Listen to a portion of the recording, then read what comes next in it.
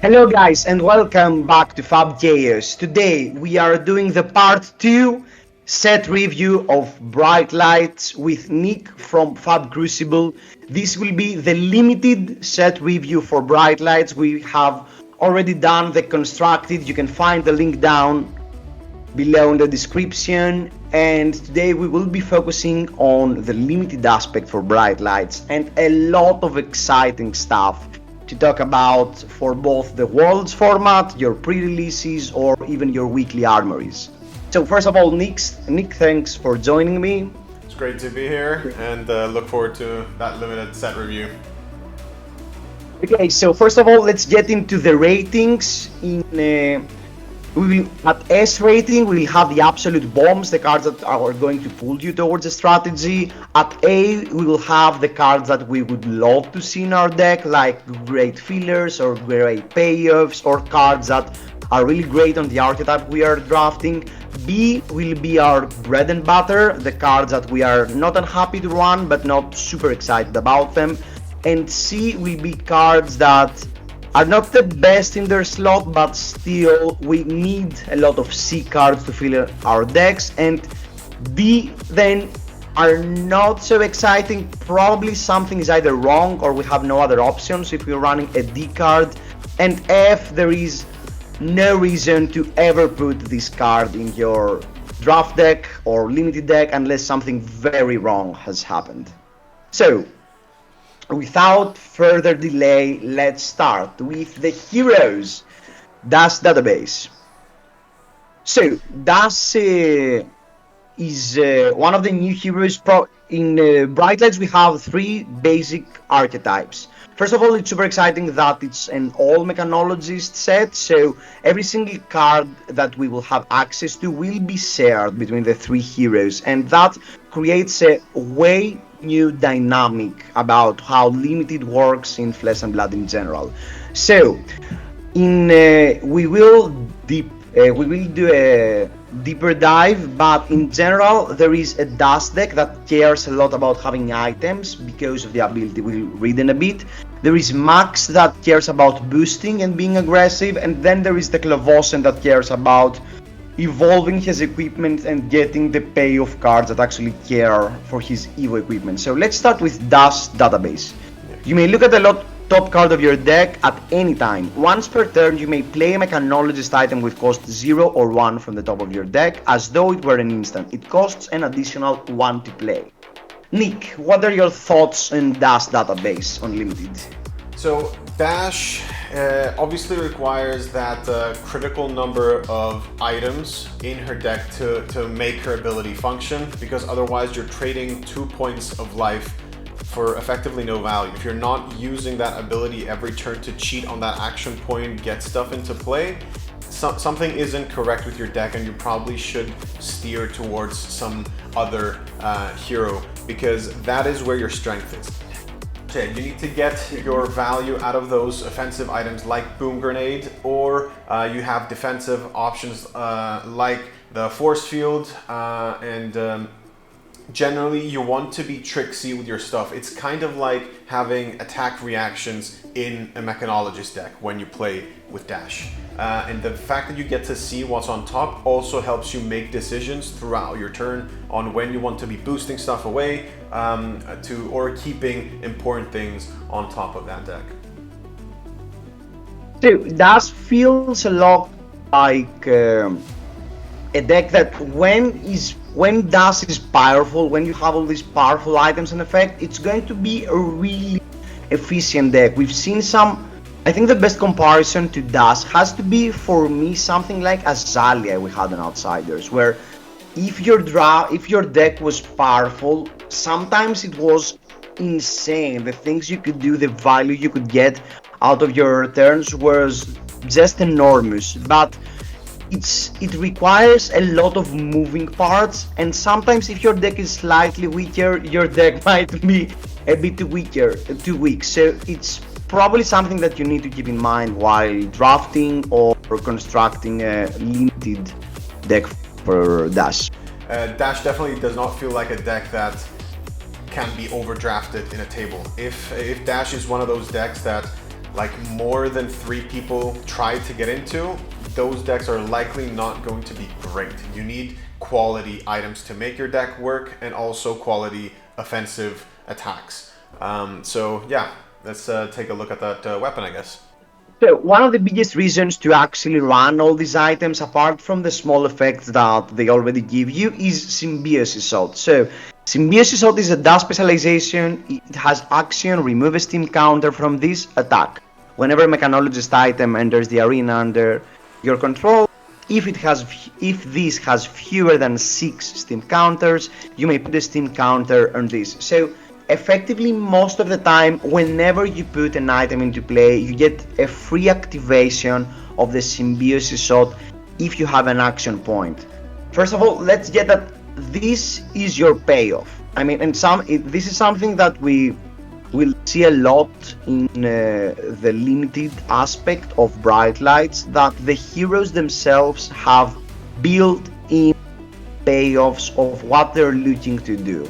If you put 4 items into play or 7 items into play, get 7 free 2-power shots.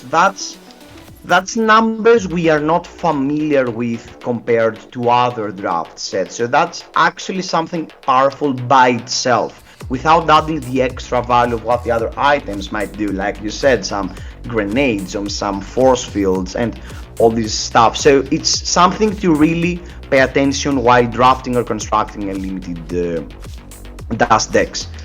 What's your thoughts on Symbiosis Shot? So Symbiosis Shot is only going to be as good as the number of items in your deck, so that's another reason to want to have that critical mass of items, because if you don't have enough, you can't use the weapon. This also comes into play for situations that you might reach a fatigue situation in a game, because at that point, not only is your deck useless because you might be running out of cards, you're just left with items, but if you don't have any items, then you can't shoot your weapon, so you might end up in a situation that is quite difficult to get out of, especially with smaller hand sizes towards that late game. But overall, it is obviously very powerful to have a free weapon that just works with your game plan. You don't have to pay anything to it. You just try to extract as much value as you can out of those items, doing other things, and then you also just add +2 damage to whatever item you just played. So it's great value. You just need your ratios to be appropriate to facilitate this deck. Here we have Max Nitro. So Max Nitro reads: once per turn action, pay 2. You can create a hyperdriver token with 2 steam counters. Activate this ability only if you've boosted this turn. Hyperdrivers you control get crank. So that's a really powerful effect, and again, Nitro requires to boosting a lot and has a built-in payoff into boosting, because whenever you boost, whatever excess resources you have, you can translate them into a hyperdriver, and if you have more floating resources, you can either activate crank and attack with the weapon of Max Nitro that we will see in a bit, that requires you to crank in order to attack, and has pretty great value. So with Max Nitro, we are looking at a deck that wants to be boosting at least once per turn to maintain his tempo and maintain his aggressive game plan, while setting up these hyperdrivers that can generate value throughout the game and maintaining a great board state. Nick, what are your thoughts on Max Nitro? So this is going to be, I think, the quintessential aggro deck of this format, both in the numbers on those attacks, but also on the fact that as a mech, you will be losing cards out of deck. Every attack that you boost, that's 2 cards out of your deck. You're fatiguing yourself quite quickly. So what that means is that you need to get your numbers so far above rate to make that loss of deck worth it. As we will see soon enough, a lot of the more powerful and on-rate numbers in 0 to 60 and throttle and all that stuff isn't in this set. We have equivalents that could work when you have hyperdrivers in the mix, so that is why Max's ability just keeps putting them on hyperdrivers on the board. You can have a bunch of cards that maintain those hyperdrivers on the board or bring them back from banish. But in general, you will want to maintain at least one hyperdriver at all times to make sure that your numbers are correct. If you start losing those hyperdrivers and need to build them back up, you're starting to fall a little bit behind. So that is a core part of Max's strategy into limited. Yeah, and it's something also really interesting to point out that fatigue feels like a really real thing in this limited set, because as you said, the boost mechanic has built-in burning cards from your deck. So fatigue is actually going to be a pretty relevant problem in a lot of matchups in Bright Lights Limited. Okay, so here we have Bansky, the max specialization weapon that it's once per turn action, pay 1, attack, and you may activate this ability only if you've cranked this turn. When this hits a hero, you may put a steam counter on an item you control with crank. So what Max is looking to do most of the time is to make a hyperdriver, crank it, and then use one more resource to attack with the weapon, because having a weapon that attacks 1 for 3 probably has to be one of the best value weapons we've ever had since what? Maybe Welcome to Wraith? I mean, I don't think we've ever seen such a powerful, good on 1 for 3 weapon being in a draft set so far. So it is a 1 for 3, but it also has a relevant on hit as well, because it does help you maintain those hyperdrivers for longer periods of time. So overall thoughts is that it is a very powerful weapon with a threatening on hit that we typically don't really see in mechs. Obviously the set does have a lot of block 3s, but that still means that you're threatening a card out of the opponent's hand after already having acquired some value, because you have that hyperdriver on the board and you're swinging for the further 3 damage. Now, a similar problem with Banksy that Dash's weapon has is that this is also not a weapon that you can rely on during the late game. Since the whole situation revolves around the weapon requiring you to have cranked, you're either going to be playing an item from your deck, cranking it, and then attacking with the weapon. That means that you're down a card from deck because you've played that item. And if you're boosting so that Max's ability is active, that means that you're down 2 cards out of your deck, the attacking card and the boosted card, to just be allowed to swing with this. So uses for this in the late game are not good, so you don't want to get there. You want to win before that situation happens, because otherwise it's not going to look good. As I think is a cornerstone of good aggressive strategies. You're going to have that power at the beginning, but then as the game progresses, you're going to lose steam. Pun definitely intended. Let's move on to the third hero of this draft set. We have Teklevossen, the Steam Magnate. So you may play Evos from your banished zone once per turn instance. You may pay 3. You may play your next Evo this turn as though it were an instant. When you do, draw a card. So pretty straightforward. You want to get your Evos. You want to maybe use some scrap keywords or some ways to put them into banish, with either boosting or again using the scrap keyword, and then get the value into playing them and transforming your base equipment into Evo. And then use some Evo payoffs that mainly are going to be your weapon, because there is something very different. Teklevossen actually has a good weapon compared to the other 2 heroes. So what you're looking to do is probably you equip a lot of Evos and then slowly start getting this advantage to your opponent. So probably we see one of those slower decks in the limited format. What are your thoughts? Teklevossen in limited feels like the hero that's trying to get the others to fatigue. He is the only deck that won't care too much about boosting. Maybe you have some because there is that synergy with banishing Evos from the top and being able to play them, but generally speaking, there are a lot of other ways that you can more reliably get those Evos into your banish zone. So it feels like, and the fact that you get to put powerful equipment into play to block with, makes me feel like this is going to be a slower type of hero. that wants to drag out that late game, because he is the only one that gets more powerful as the game chugs along, whereas the other two heroes sort of lose power the more turns the game goes on for.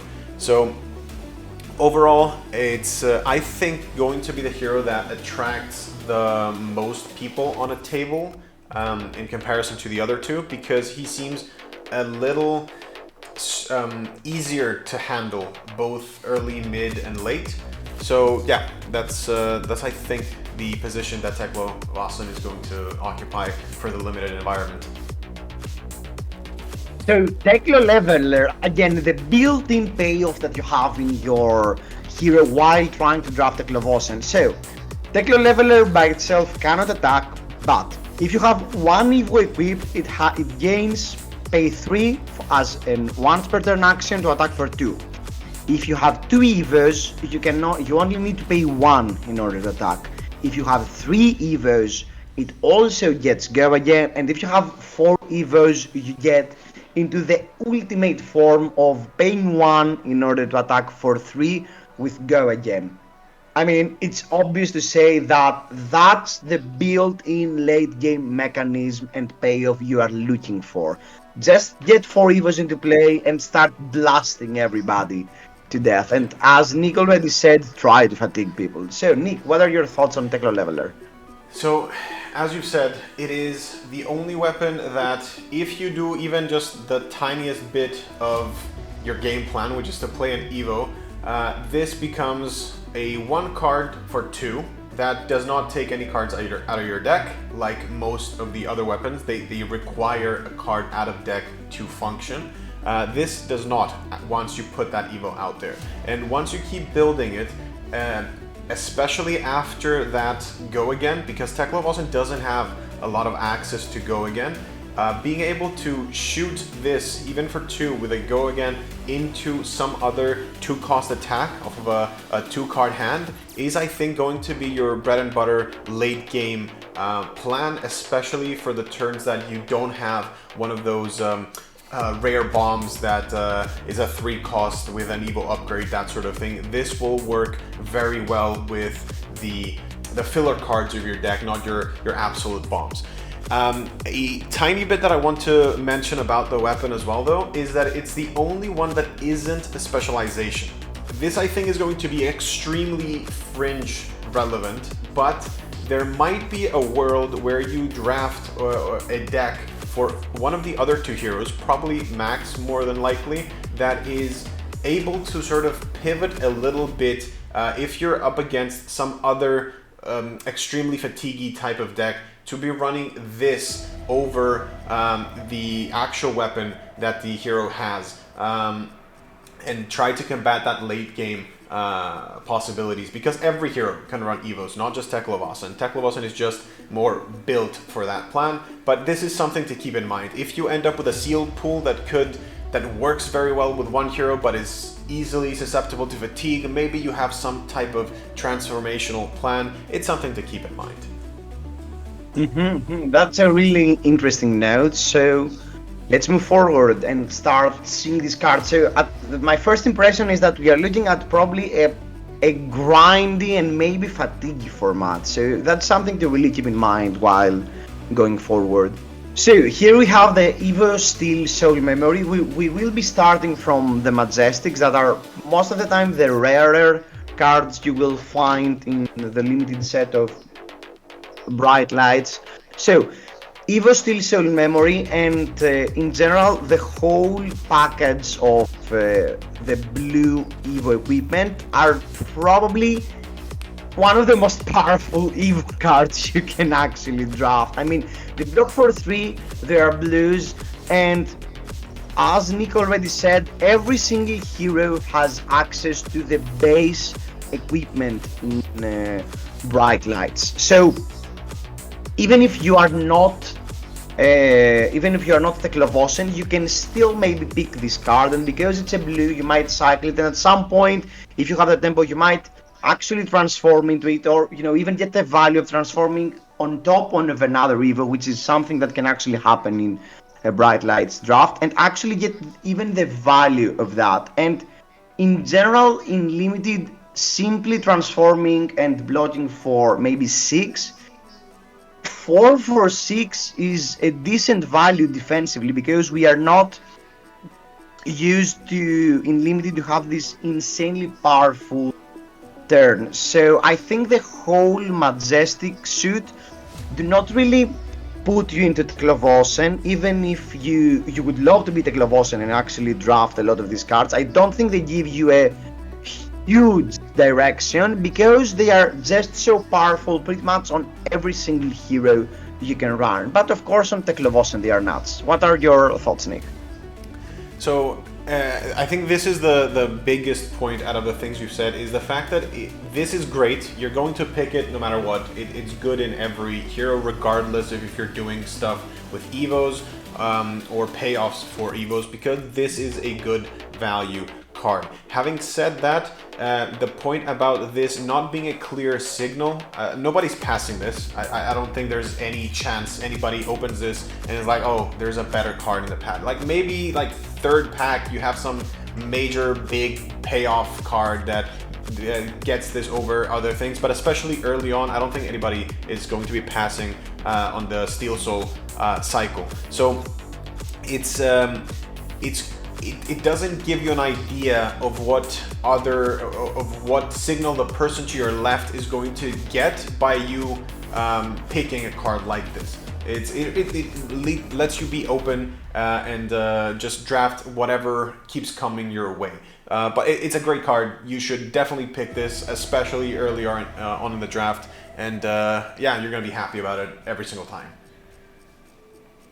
Yeah, I 100% agree, and it's exactly as you said. It's a great way to stay open in draft, and I think in this draft in particular, staying open is actually going to be really important, because it will be really important to draft your hero, because everybody has access to the same cards, so drafting the correct archetype has to be pretty great. So yeah. I don't think I want to mention anything specific about the rest of them. I think everybody, I think this goes for one of them is great.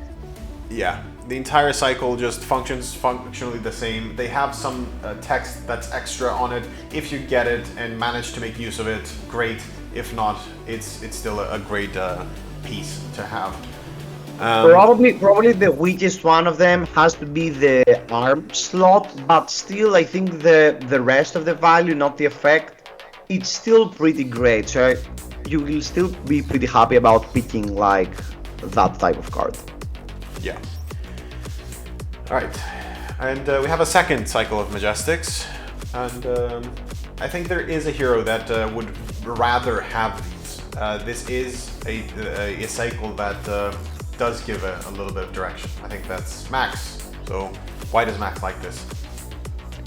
So the whole Evo Breaker suit has the same. First of all, it's a zero cost instant Evo equipment. That's already pretty great, and it has the additional effect that when you transform into an Evo Breaker equipment, you may transform up to X hyperdrivers, and afterwards the next X 2 times X damage you get dealt this turn are prevented. So let's say if you also, when transformed into this, transformed with 1 hyperdriver as well, you will prevent 2 damage, so you have some extra value there while activating this effect. On top of that, every single of the breaker equipment have an extra payoff effect that you get while boosting. So we are probably looking at a deck that wants to be boosting a lot, or at least wants to get this value. And every single one of these cards, the payoff is insane. I mean, we have Shuffle 2 cards, probably that's the weakest one, but it's still pretty great, because as we've already discussed with Nick, this feels like a really grinding format. It feels like a format where every single card you have in your deck will be really important. So shuffling 2 more cards when boosting, back your best 2 red big attacks back into your deck might probably be enough to push you over the top of the game, or maybe give you back that small value you lost while boosting. Then we have the chest piece that gives you extra resources, or the boots that gives you quicken tokens, or the ARP that gives you +2 attack. I mean, the value is just off the charts, even if you activate this a single time by banishing the base equipment you transformed for. And I think these cards are clearly bombs in limited, maybe not the head, but it's still pretty close. So if I have to rate the whole cycle, I think it's a complete bomb to, no matter what you're drafting, pick up a few boost cards and actually have that insane payoff. If you're Teklovosen, it's fine. You pick this, you pick a few boost cards, you're good to go. You pick Max, you are super happy about it. And if you are on Das.io, that's probably the weakest of the heroes to use that, but still getting that extra value while boosting and cycling the top card of your deck, it's still pretty insane value. So Nick, what are your thoughts on these Breaker Evos? I'm much happier to run these in a max deck than anything else because of that Hyperdriver synergy. It is a card out of hand, so if you get no defensive value out of it, I think it relies on you surviving to get the offensive value out of it. Otherwise, you haven't done anything with the card. So having it in Teklovosen and getting value, you get value there because you're going to have payoffs for assembling the suit. But in Max specifically, you get that value both defensively and then offensively. Otherwise, I don't think this is worth to just play naked in a Max deck. You need to get a little bit extra out of those cards underneath. You obviously get the one guaranteed with the base equipment, but if you get that second one, especially with cards like Facebreaker, it's I think going to be the difference between winning that game and having it be a bit close. So yeah, overall it's an A cycle, but it requires a little more thought into how you construct your deck and how you go about playing them in comparison to the Steel Soul cycle. Yeah, they are not so super powerful themselves, but yeah, if you know about them and you start drafting some cards around them, yeah, the value is just way off the charts. I totally agree. Okay, so now we have the engines, what did we call them? The Gundams. Yeah, the Gundam set. cycle. So we have a 6 cost, 6 power, 3 block red Majestic Mechanologist attacks that pretty much have the same effect. With 1 Evo they get an extra annoying effect. With 2 Evos they only cost 3 to play. With a 3rd Evo they get overpowered, and with a 4th Evo their power goes up to 9.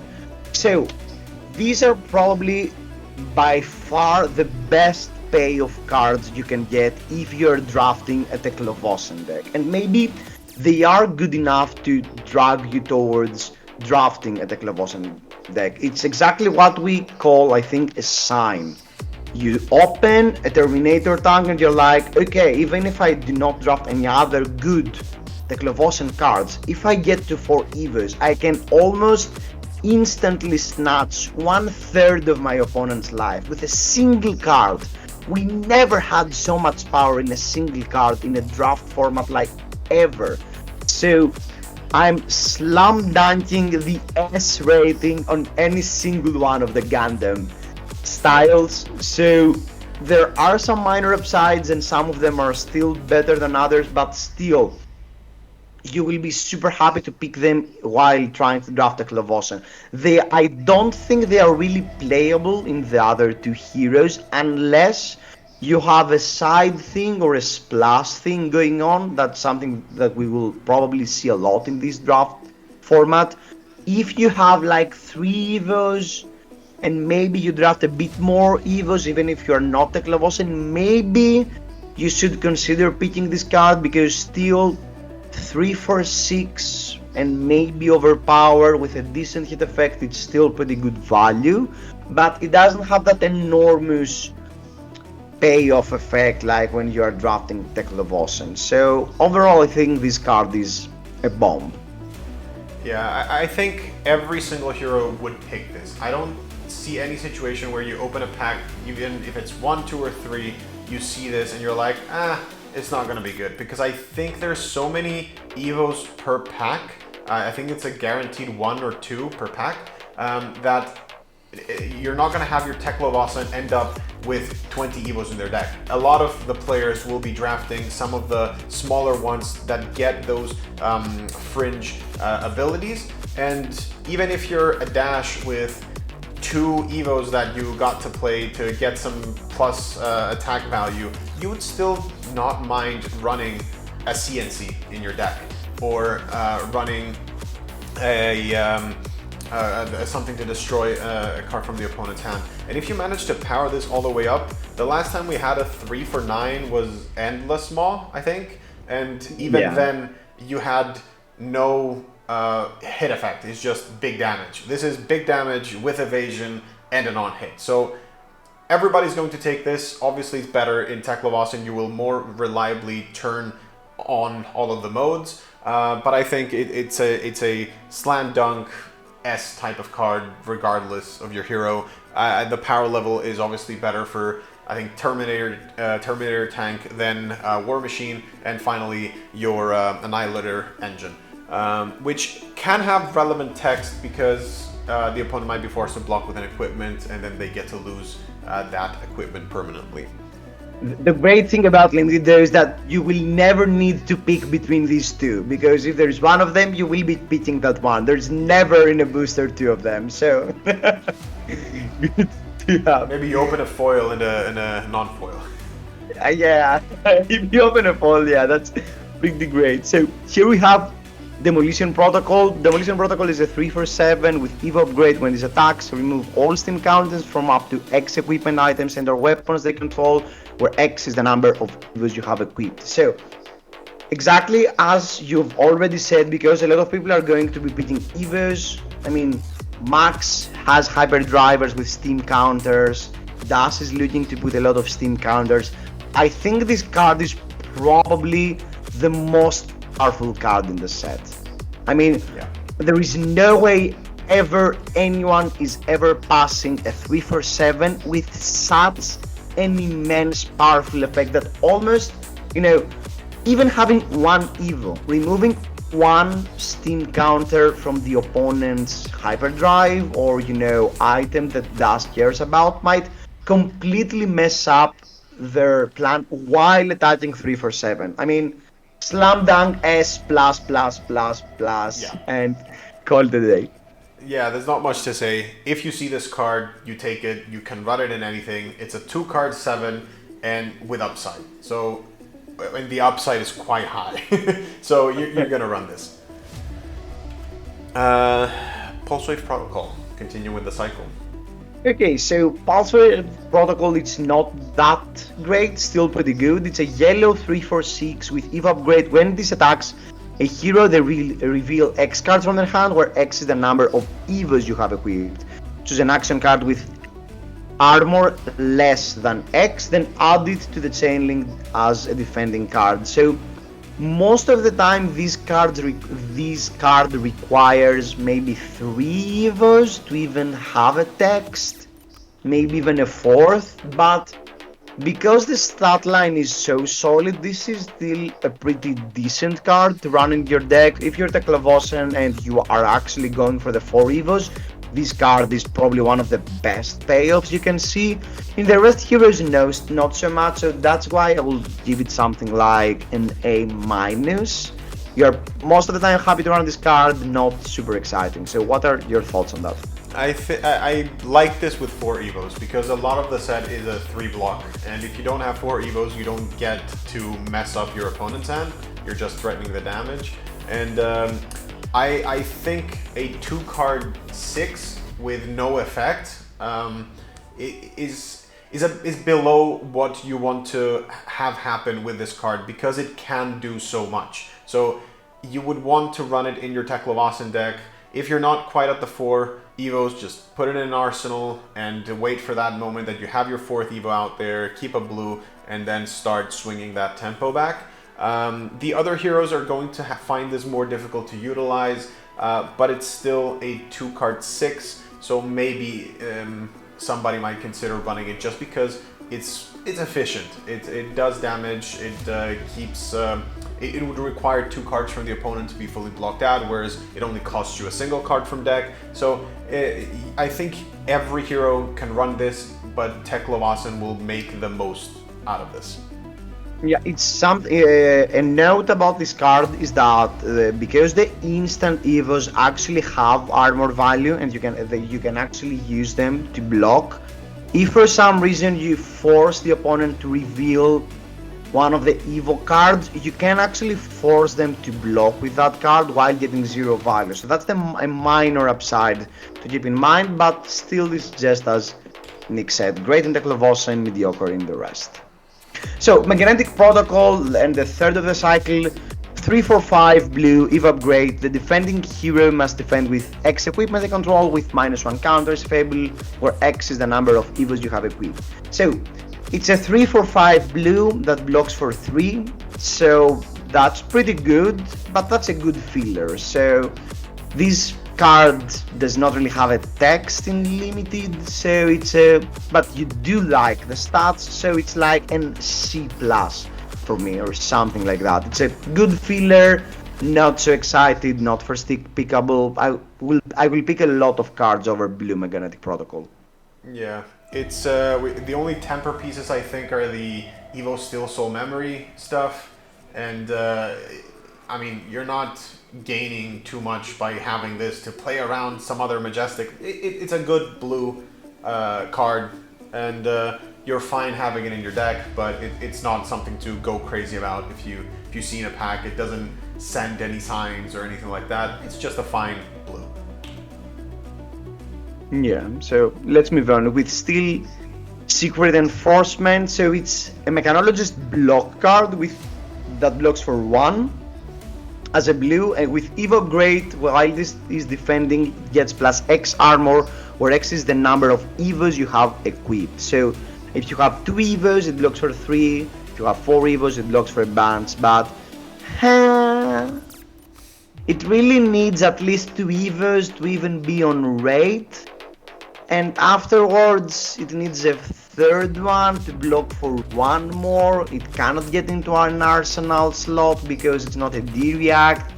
I'm not super excited about Steel Street Enforcement, so I will pick it if there is no other blue in the pack, but that's pretty much it. So this card has a C- for me. Yeah, for me as well, it's quite low. The only hero that I could conceivably run this is Teklovasen because he needs a bunch of blues. But the fact that this card only has effectively a single use in the first cycle, which is to be pitched, is not great. You cannot do anything else. You cannot put it in Arsenal. You cannot block with it early because why would you do that? So just pitch, seed second cycle, and then hope that there is some attack that this gets maybe +1 defense value on, or maybe +2. It's not great. I think this is going to be a general trend for a lot of the block cards. I'm not too impressed with most of them, and this is a Majestic that doesn't impress us. So yeah, we're going to have to see how those stack up later, but let's move on. So grinding gears, let's start with the wacky stuff. So it's a blue 0-cost item that cannot block, that when this enters the arena, it has a steam counter. At the start of your turn, you may destroy this unless you remove a steam counter, and that's going to be something that we will be reading a lot with a lot of these items. And as an action, it has costs 0, target hero destroys the top card of their deck. It's a blue item, fine for dash, not really much of an effect. I don't think I would pick this card. I would probably pick any other blue card that actually has a block value over this card, so I'm not happy if I'm putting grinding gears in my deck. Yeah, what about you, Nick? No, I don't like this. It's the only universe that I can consider this being something that you might want in your deck is if you somehow have a plan as a dash against other heroes that are likely to fatigue themselves, and get to that late game, force those few last cards out of their deck, and then win through fatigue that way. But at that point, how are you winning that game? Because you also need to be spending cards to do damage. So just simply running the opponent out of cards doesn't mean you win. So that's the only universe where I can see this doing anything, is managing to outlast the opponent fatigue-wise. But that would require a different weapon as well to run something that can attack in the late game. It's all very convoluted. I'm not gonna be too down and be like, oh, it's an F, you can't do anything with it, because it is a blue after all. But yeah, don't draft this. You might see that Majestic, it's not exciting, just let it be. Somebody else might pick it and you'll be happy to face this. Yeah, maybe if you're in super desperation about items, but maybe there are always better options than these blue things. So yeah. D- at best. Let's move on. So we have Prismatic Lens, yellow, costs 1, crank, enters with steam counter, destroyed at the beginning of your turn. Once per turn instant, as a 0 cost, reveal the top card of your deck. Put a mechanologist item of the same color from your banished zone at the top of your deck. So I think this card, with a bit of a work around that, it needs a bit of work, but it can work some wonders in Dash. I mean, if you're a Dash deck and you have some boost, so you boost some items and you know you have this in your deck, so you go towards the late game and then you play Prismatic Lens, you see a red, you activate this and you can get your red on top of your deck and then play it with Dash. I mean, there are some really interesting interactions between Prismatic Lens and a lot of other items. So I think it's a build around card, and I don't think it's a card that should give you a direction towards Dash either. I don't think that Klovos and Max can ever play this card.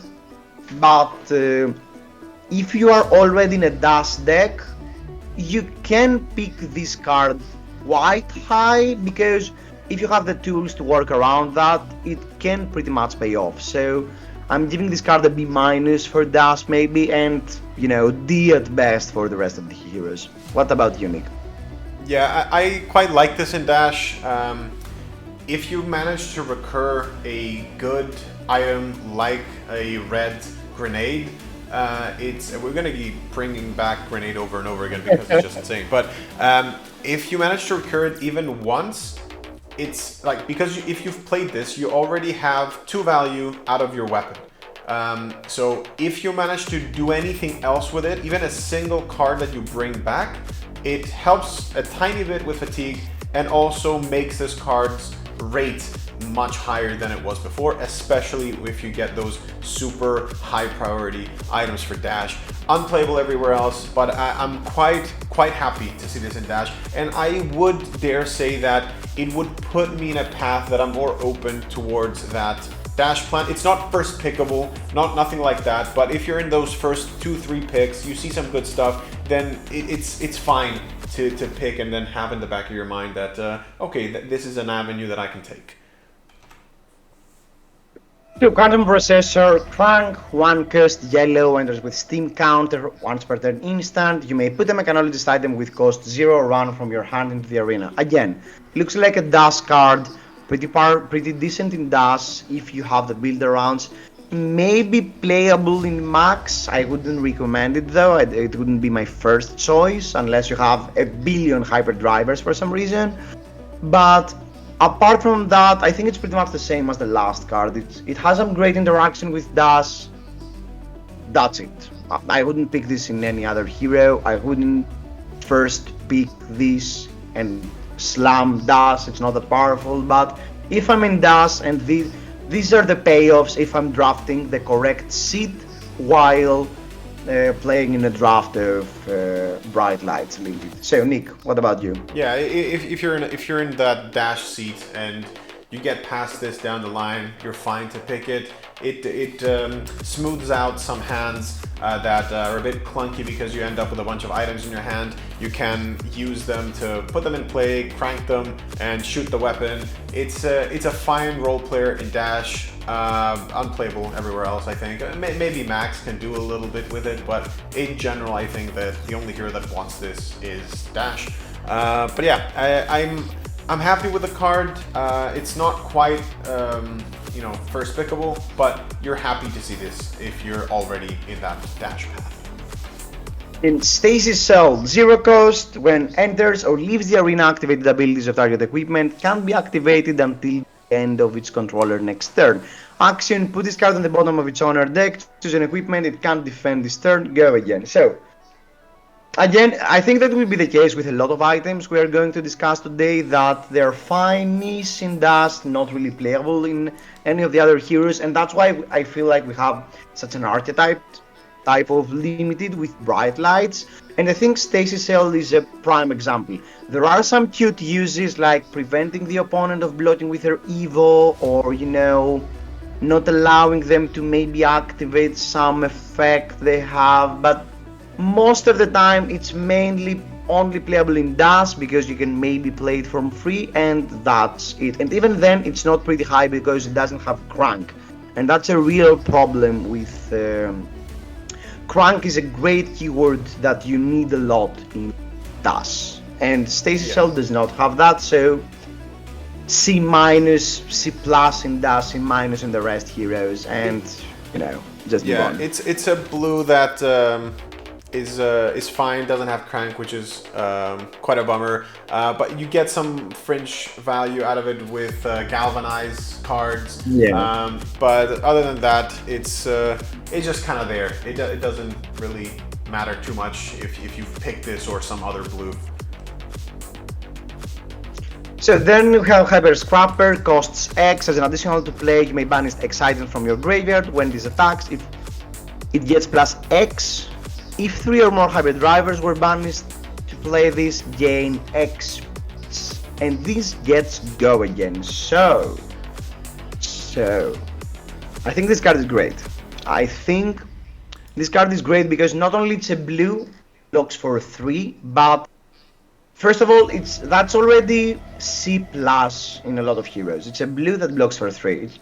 You will like these cards, and because it's an mechanologist only set, I think the 3 block blues will run dry pretty fast on the boosters, because it's not that type of thing where everybody had a different class, so you know, you were expecting on a second cycle of a booster to see the blue 3 blocks because you were one of the 2 Levias, for instance, or something. That's not the case.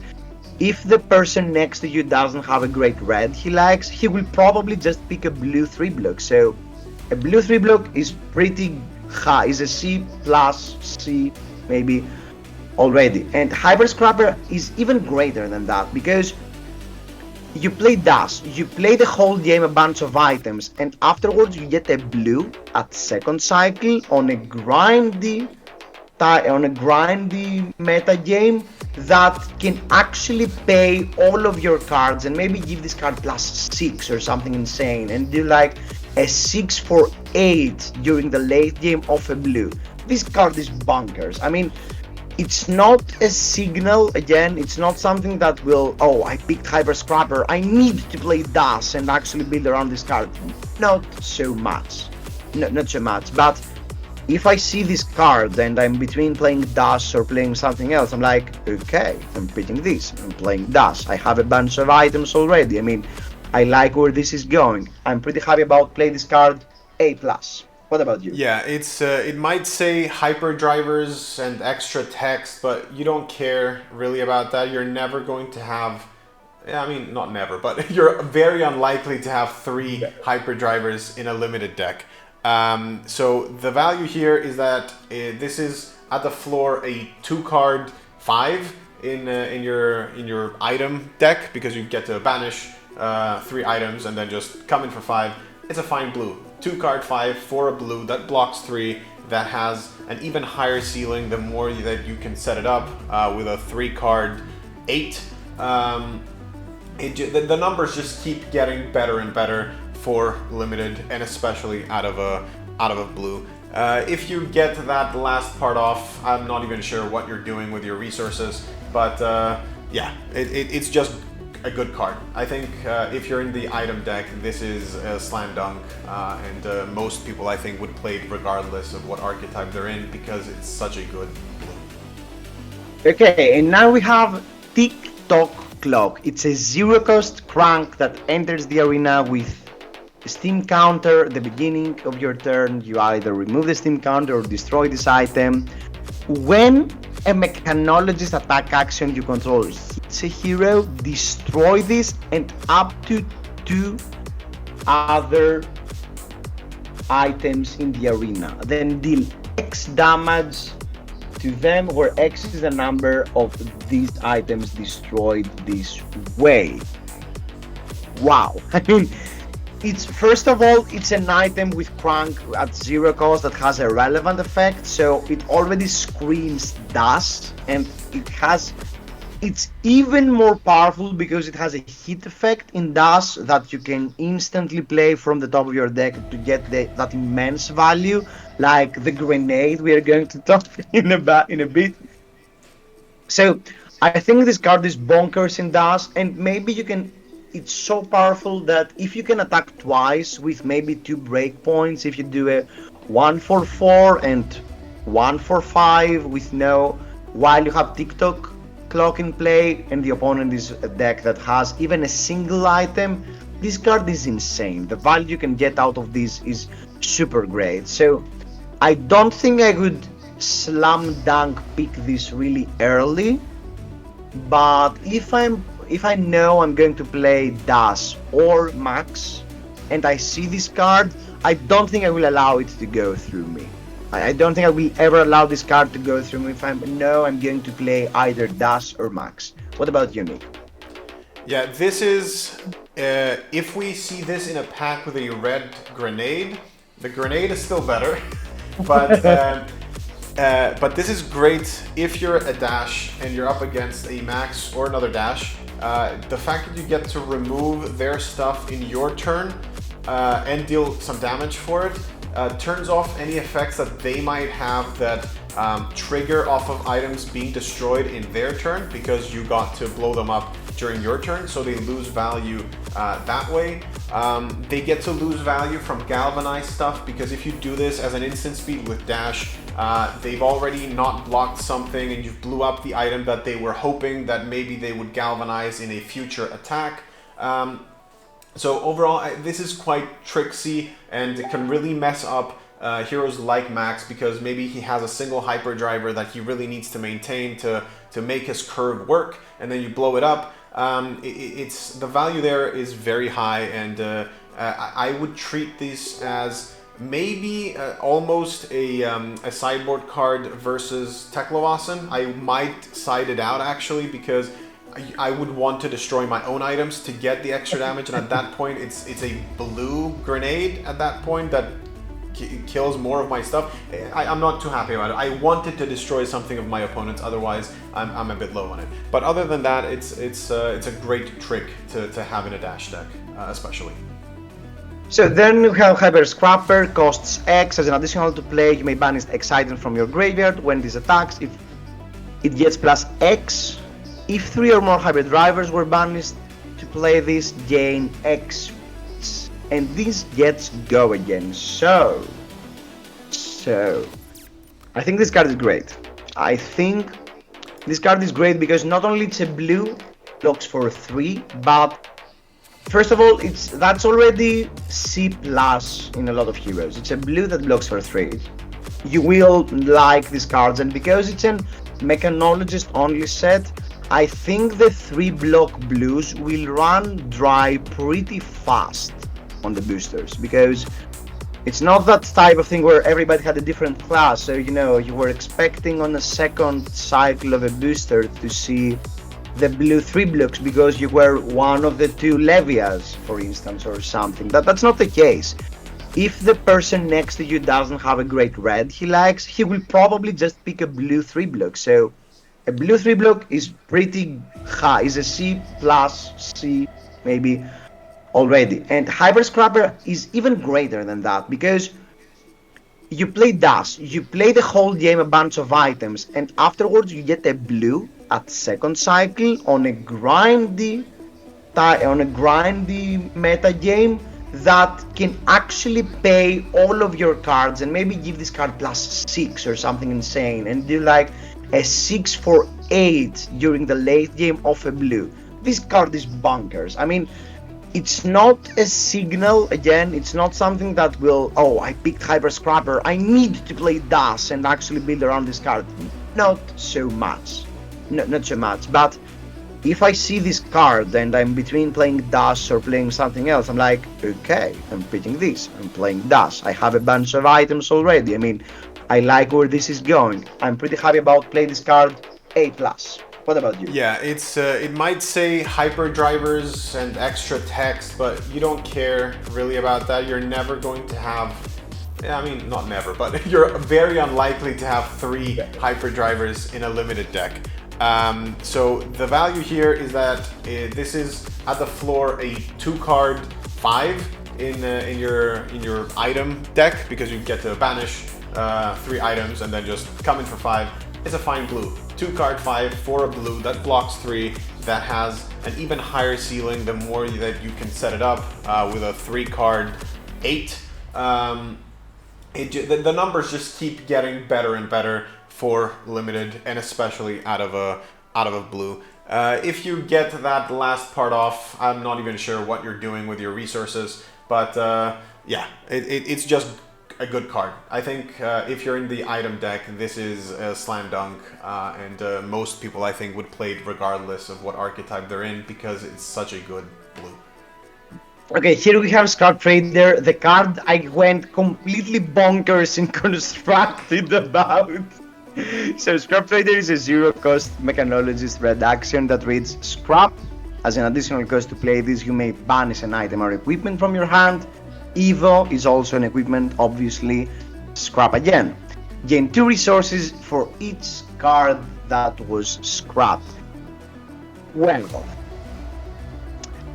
okay, first of all, no one else except from Teklovosen can play this card, because this card doesn't have Go again, so that's already a pretty huge restriction. And even Teklovosen, because you're not required to have the expensive Evo cards, so most likely you will have some commons that cost 1 or 2, and you know, it has some decent interaction with Teklovosen if you are already a dedicated Teklovosen deck with a bunch of Evos, and this is a good filler card. It's a good card, again, that if you're drafting your seed correctly, you might get some slightly more value. And again, you need to do a lot of work for that to happen. So I'm not super excited with this card.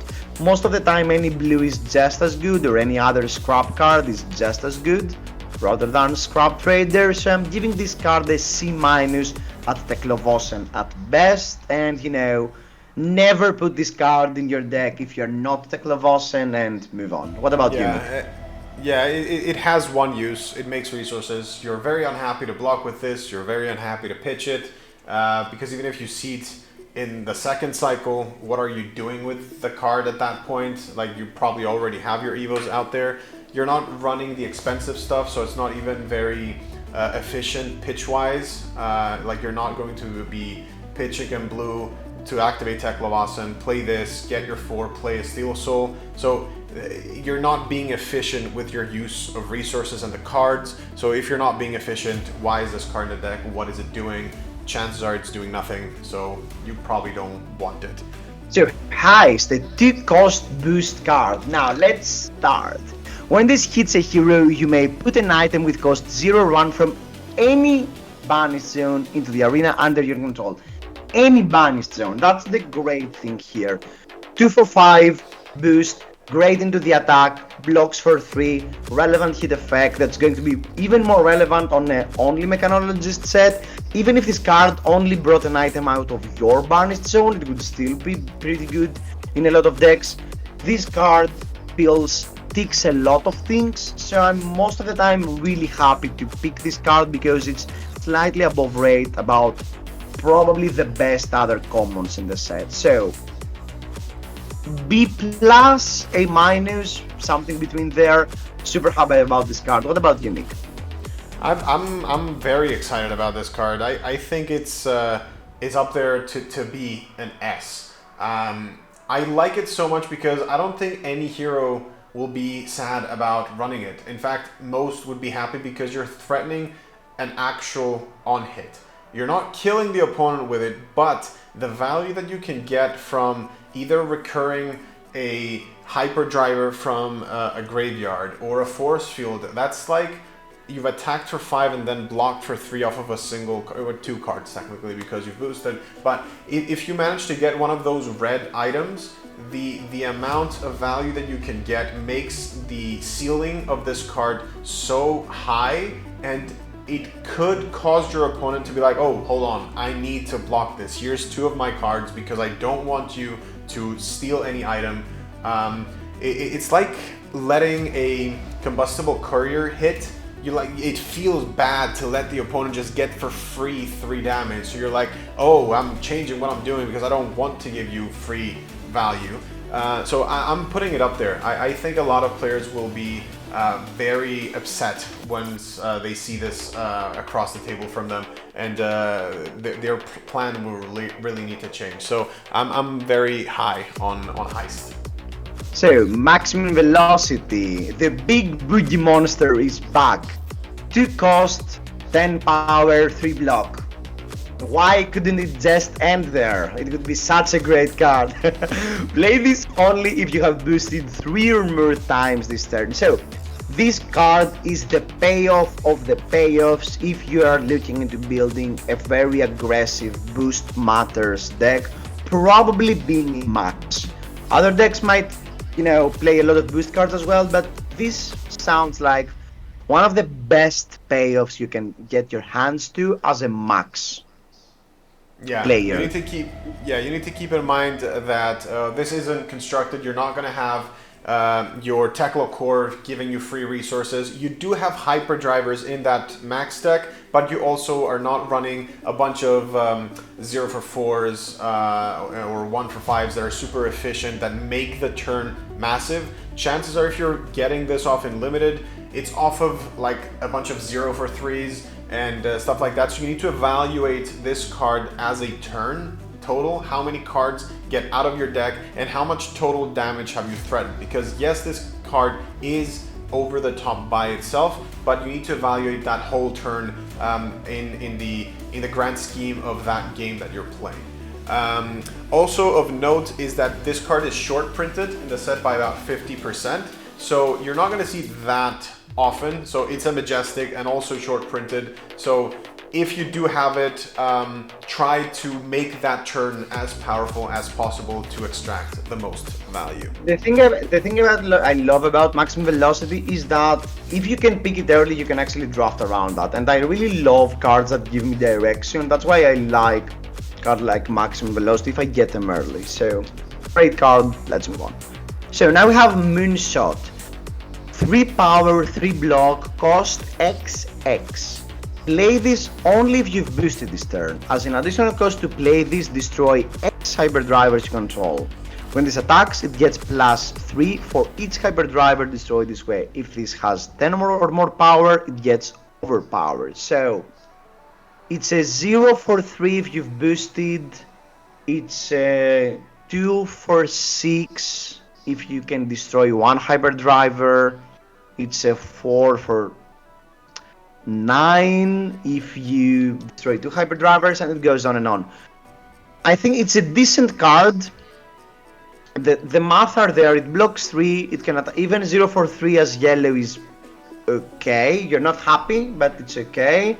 I guess Max will play that. He's not super excited about it. Something around. You will not pick this too highly, but if you're already a Max deck and this card wheels because nobody else will like it, you will probably pick that over a lot of the other random commons that you might have access to. But that's its power level. C+, B- at best, yeah.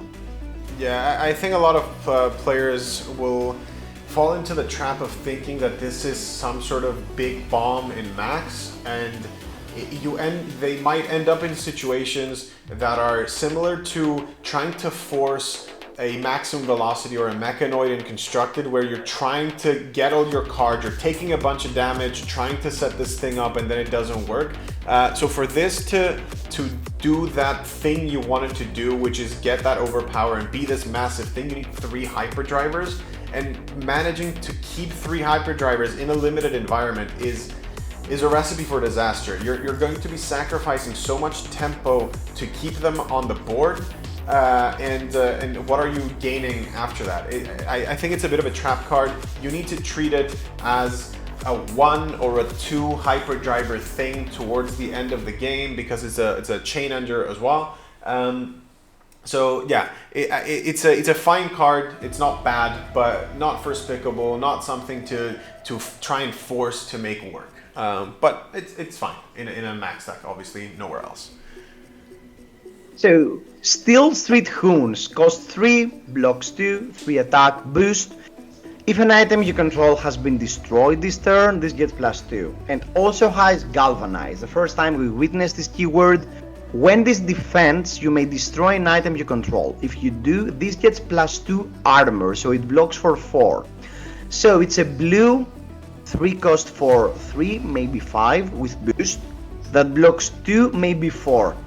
I love the utility of this card. I really love. It's good in the offense, it's good in the defense, and it has an item matters written all over it. So I'm super excited about picking this card as max or dash, not so much probably as the Clovosen, because it's just so easy to be above rate as a blue with this card. So I'm giving this a B at least, because most of the time you're pretty happy about picking this card. It's offense, defense, does it all. What about you, Nick? Yeah, it's probably one of the better blues that you can run. It's just so above in all of its numbers. It's not particularly difficult to trigger its effects, and even if you don't, it's kind of okay. You're not trying to be aggressive with the card. It's a 3 cost, obviously, but all of the little dials on the card just work well. It's fine to pitch early. It's fine to block and galvanize something that you could be losing next turn anyway.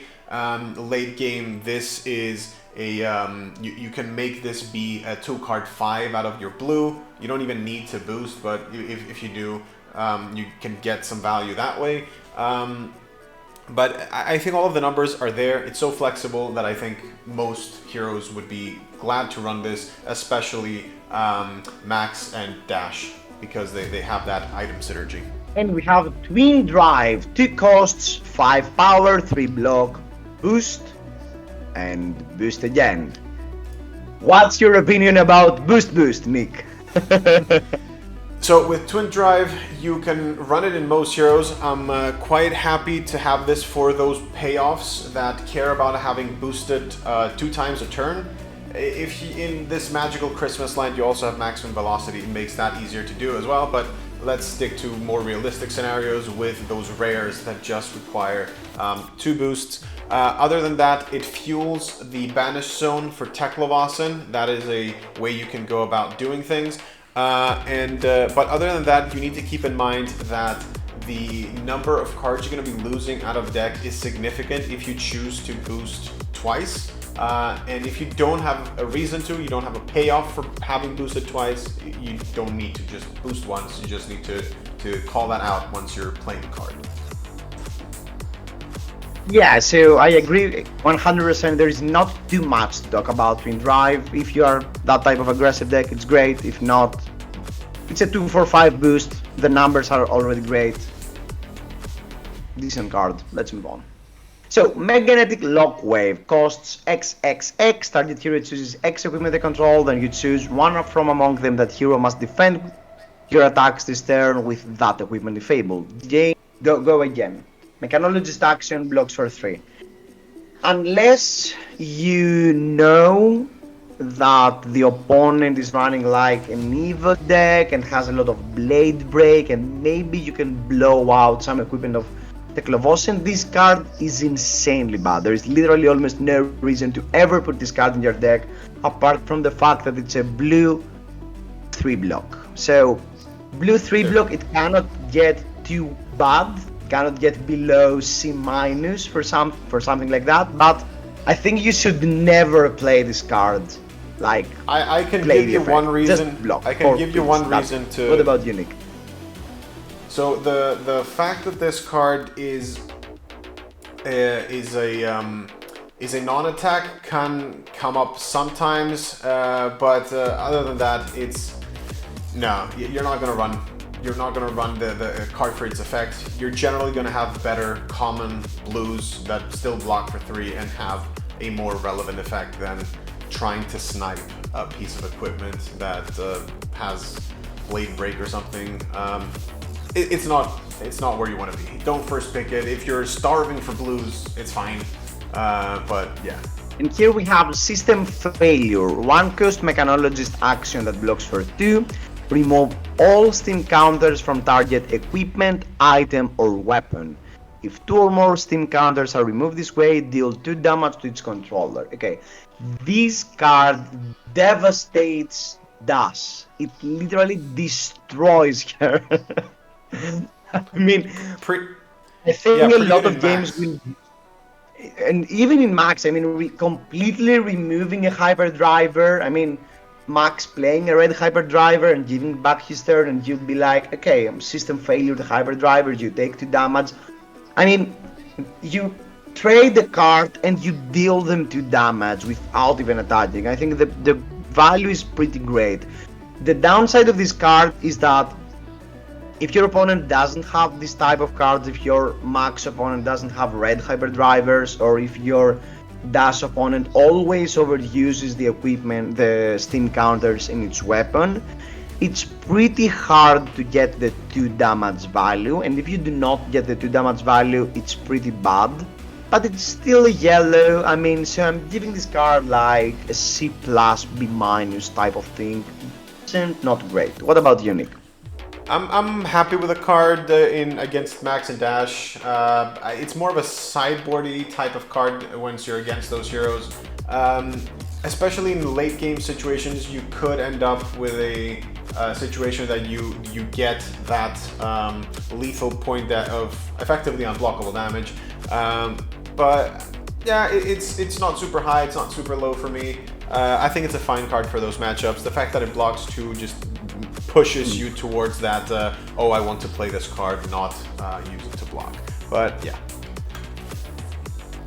So, System Reset costs X, banish X Mechanologist item you control with cost 0 or 1, then return them to the arena under their owner's control. Blocks 3. Okay, it's an interesting card, it's an interesting payoff for Dash. I don't think I would... It's still playable in Max. I don't think though I would care about bouncing 2 hyperdrivers. Maybe to sometimes get some action pointed attack, but I would not be super excited. But while I could be really excited in this interaction with Dash. So it blocks 3, it's so easy to include in your deck, so I'm giving this card like, I think this card will be drafted quite a bit, but again, it's not on these, you should really want to draft this card there. It's fine, C+, move on. I'm a bit high on this card personally, because it lets you do some pretty crazy turns in Dash. If you get 3 items down and blink them with this, popping a bunch of shots with a pistol is going to be super annoying for the opponent to deal with. So I view the card in Dash specifically with a little bit of setup to be a pretty good reason to be in Dash. It pays off in a way that doesn't cost any cards out of your deck other than this one, and gets some great value out of your weapon, putting a bunch of counters on it.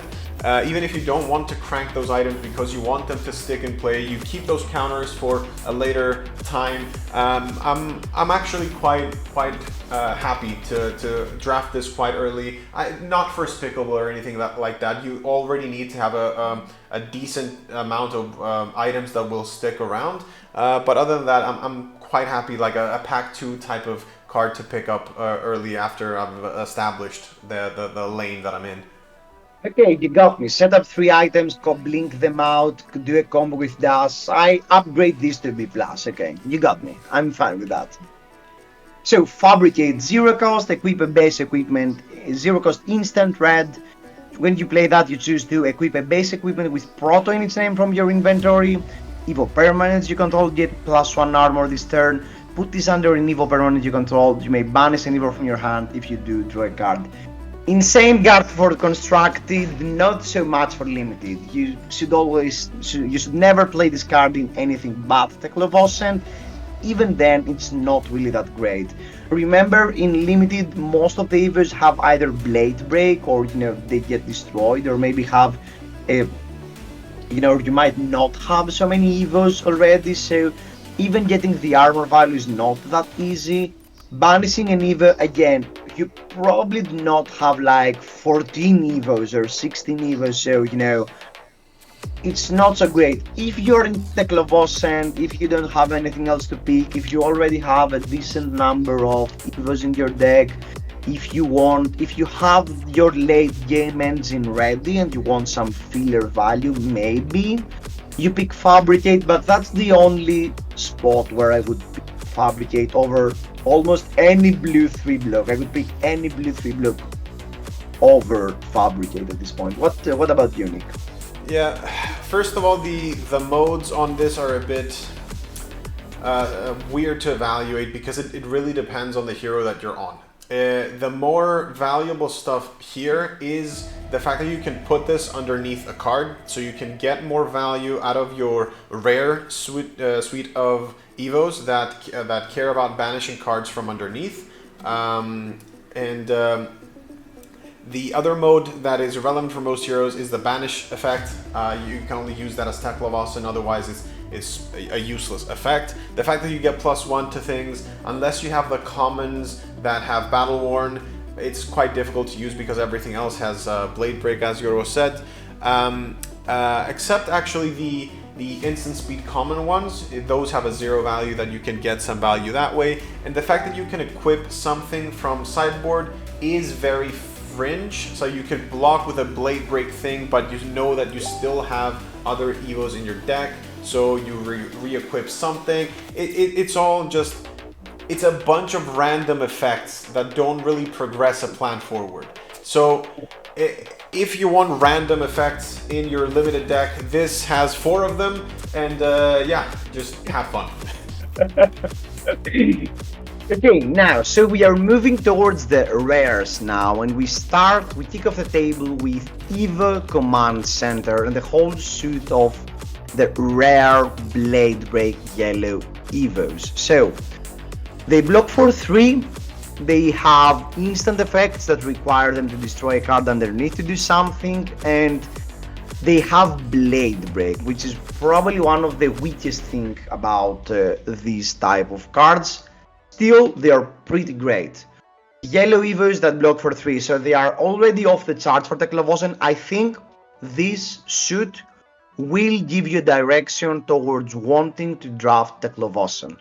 I mean, you open a pack, there is nothing you're super excited about, and you see a random yellow Blade Break Evo. You slam it and you're like, okay, now I have a direction towards Teklovosen. If not, I still have a 3 block card. It's not the end of the world, that maybe I might be able to play at some point and get some extra value, but it's a direction and it's still a great card. Really great card, B+ across the board, with probably Evo Command Center being one of the most annoying one. I do not think this card is so great in Max because the Max weapon already has a hit effect, but for Teklovosen and Dust, the fact that you can give a hit effect to your 2-power weapon or your free weapon attack with dash, it's super great to put the opponent into that position that needs to block now your free 2-power attack, or your 2-power pistol with Teklovosen. I love this command center and this suit in general. What about you, Nick? I like these for the fact that there are 3 blocks. We don't have other Evos that are 3 blocks, and I think Teklovosen especially will like these. They work well with the curve of activating his ability for 3 and then these costing 3 as well. The effect on it is, I think, best, as you've said, in Dash and Teklovosen, because it triggers off of your weapon, and your weapon being a 2 for the early parts of the game makes it a bit annoying to have to dedicate a whole card to block, so they deny that value. With Command Center, the card draw is very important, and yeah, with the Command Center, the card draw is very important. The rest don't really offer you an on-hit specifically, but they make your weapon attack a bit better. So stuff like the engine room is better in either Teklovosen or Max to make the weapon free. Smoothbore, I think, is best in Max because you push that weapon over that break point. And the legs, of course, make you attack an additional time with the weapon. This is a bit harder to use if you're not having a 3 Evo Teklo leveler, because you have that go again. So being able to attack with it twice for a single resource is quite good there. The other heroes like Max or Dash would need to figure out a way to cheat some action points in order to use this more effectively. So despite the cycle working best in an Evo deck, I think the effects themselves have some lanes that will make you prefer to run it in some heroes over others, or have them be better in some heroes over others. But yeah, I think these put you in a Teklo path more so than anything else early on. So heavy artillery, a 3/4 6/5/4 as a red, yellow and blue exists. With Evo upgrade, the defending hero can't defend with this with attack action cards with cost less than X, where X is the number of Evos you have equipped. So basically, if you have 4 Evos equipped, the opponent cannot defend this with action cards with cost less than 4. So a pretty powerful effect, a pretty powerful Evo payoff, probably one of the strongest Evo payoffs we have access to. I think it's super great to end the game because, I mean, mechanologists have a lot of attacks, so most of our cards are going to be either attacks or items that do not have block value. So a lot of times heavy artillery with 3 or 4 Evos is going to be unblockable, and having unblockable damage or evasion is a great way to end games if you are in that spot. So, and the stats are still pretty decent. 3/4/6 will be our bread and butter with Bright Light Limited. So I'm giving a great rating in heavy artillery red, not so much in yellow, and blue again is great in Teklovosen because at the first cycle you pitch it, and on the second cycle it's the damage you need to end the game. Pretty happy to pick red almost everywhere. I will not be passing a lot of heavy artilleries in this bright light draft. Yeah, it's as we've said, bread and butter Teklovosen card, the red and blue especially. Yellow, it can be a fine payoff if you're missing some of those higher damage stuff, but generally speaking, you would see this in like a second cycle, and if there's nothing else in the pack, you would pick the yellow. But other than that, red is good first cycle, it's good second cycle. The blue one is good first cycle, it's good second cycle. They're just, the numbers are where they need to be for these cards to be exactly what you want to be doing with Teklovosen.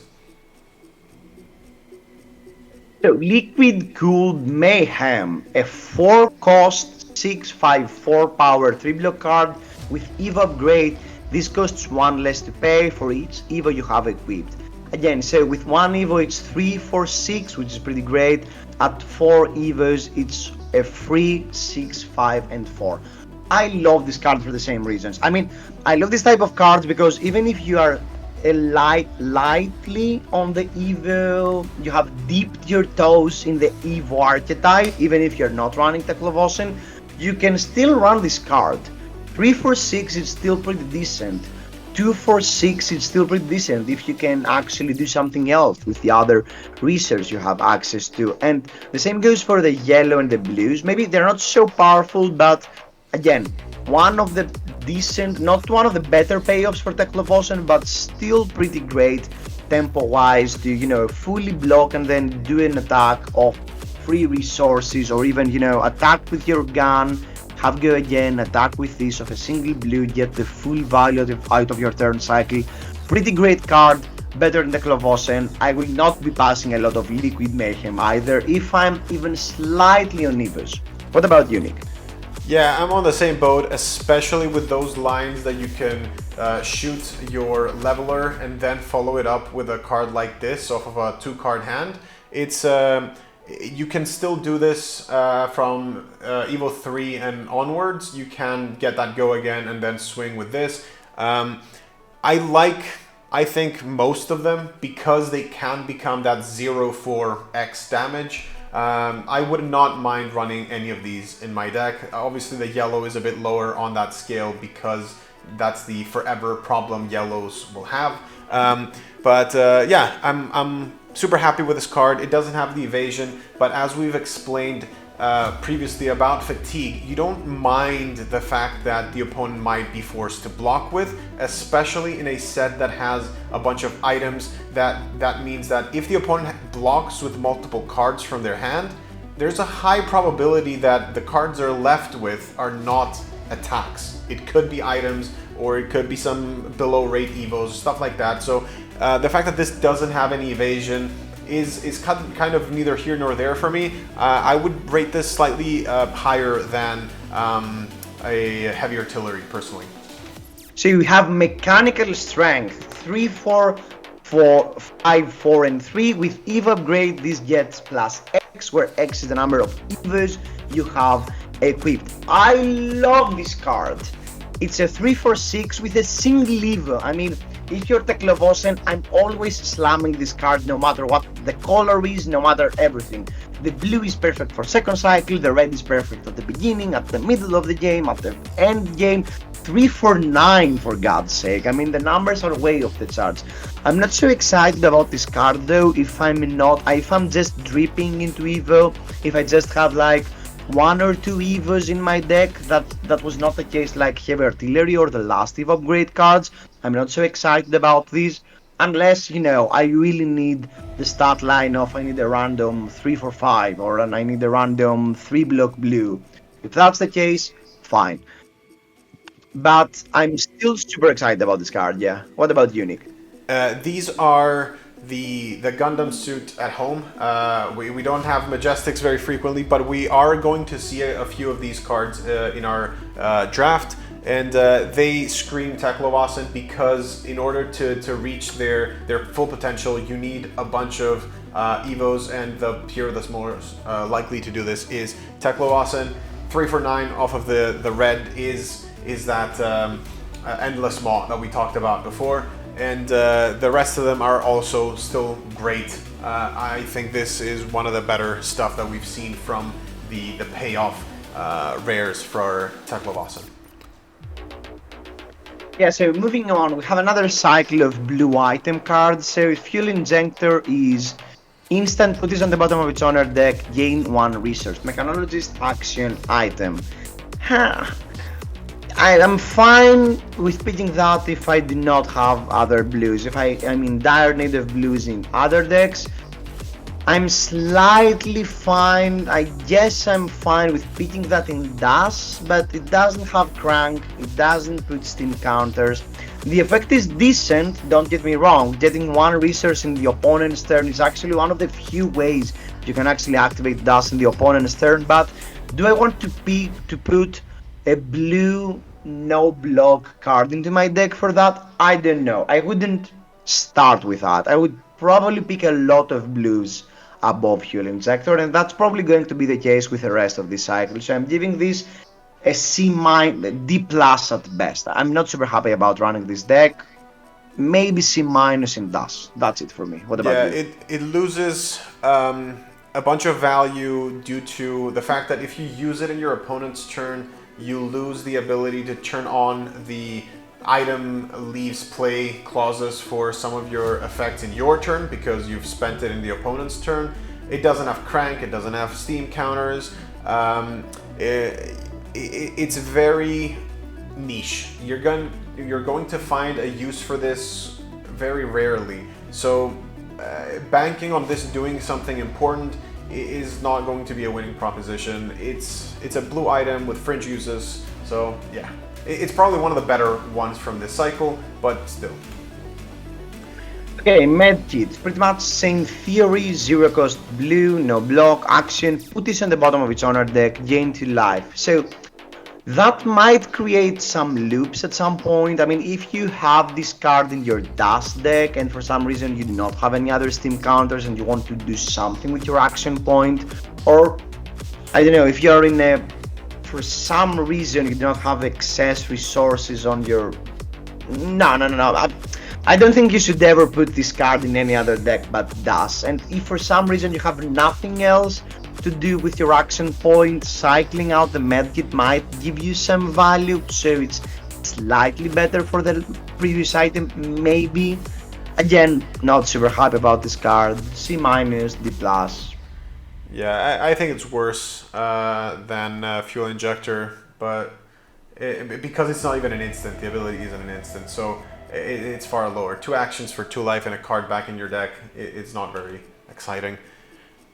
And we have Steam Canister. I think that's the one I love the most. Instant, put this on the bottom of its owner deck, put a Steam counter, an item you control with Crank. Because there are a lot of items with Crank that care about, I mean, you can keep the item on board for an extra turn, and that sometimes might give you some value. So out of this cycle for DAS, I like Steam Canister the most. If you have these type of items that give this constant effect that need counters to keep in play. But again, that's a C at best for DAS, D minus for everybody else. I mean, don't put this card in your deck if you're DAS, yeah. Yeah. So, and here are the crank items I was talking about. So we have Polarity Reversal Script, Penetration Script, and Security Script. Let's read them out. So, 1 cost each one of them. Each one of them has crank and enters with a steam counter, and each one of them at the beginning of the turn, you either remove a counter or it gets destroyed. And the red one, Polarity Script, gives you action cards get -1 while defending your Mechanologist attack action cards this turn. Penetration Scripts, your Mechanologist attack action cards get +1 power, and Security Script, your Mechanologist attack action cards get +1 armor. So these were the effects I was talking about that they can stay on board. For me, these type of cards are not only signs that maybe DAS is open. First of all, I think all of them are great only in DAS. I don't think you should ever play any one of those in Teklevosen or Max, probably for any reason. Don't put this card in your Max or Teklevosen deck. But in DAS now, these are the cards that I feel like are signs that, okay, DAS is open. There are Polarity Reversal Script wheeled, or Penetration Script came to me pick 5 or something. Maybe there are not so many DAS players, because I'm always happy to play these cards in my DAS deck. First of all, because they surprise the opponent. I am attacking for 4. They block my card. I put a Polarity Reversal Script off the top of my deck. Suddenly their card gets -1, or suddenly my card gets +1. It's so easy to get the 2 cost and get at least 3 or 4 value. And keep in mind, you will keep these cards for an extra turn. So if you attack 2 times, or if you block with 2 cards with Security Script, you get 2 value out of a blue card you played essentially for 2 resources off the top of your deck. I'm super excited about these cards in DAS. What about you, Nick? Yeah, same here.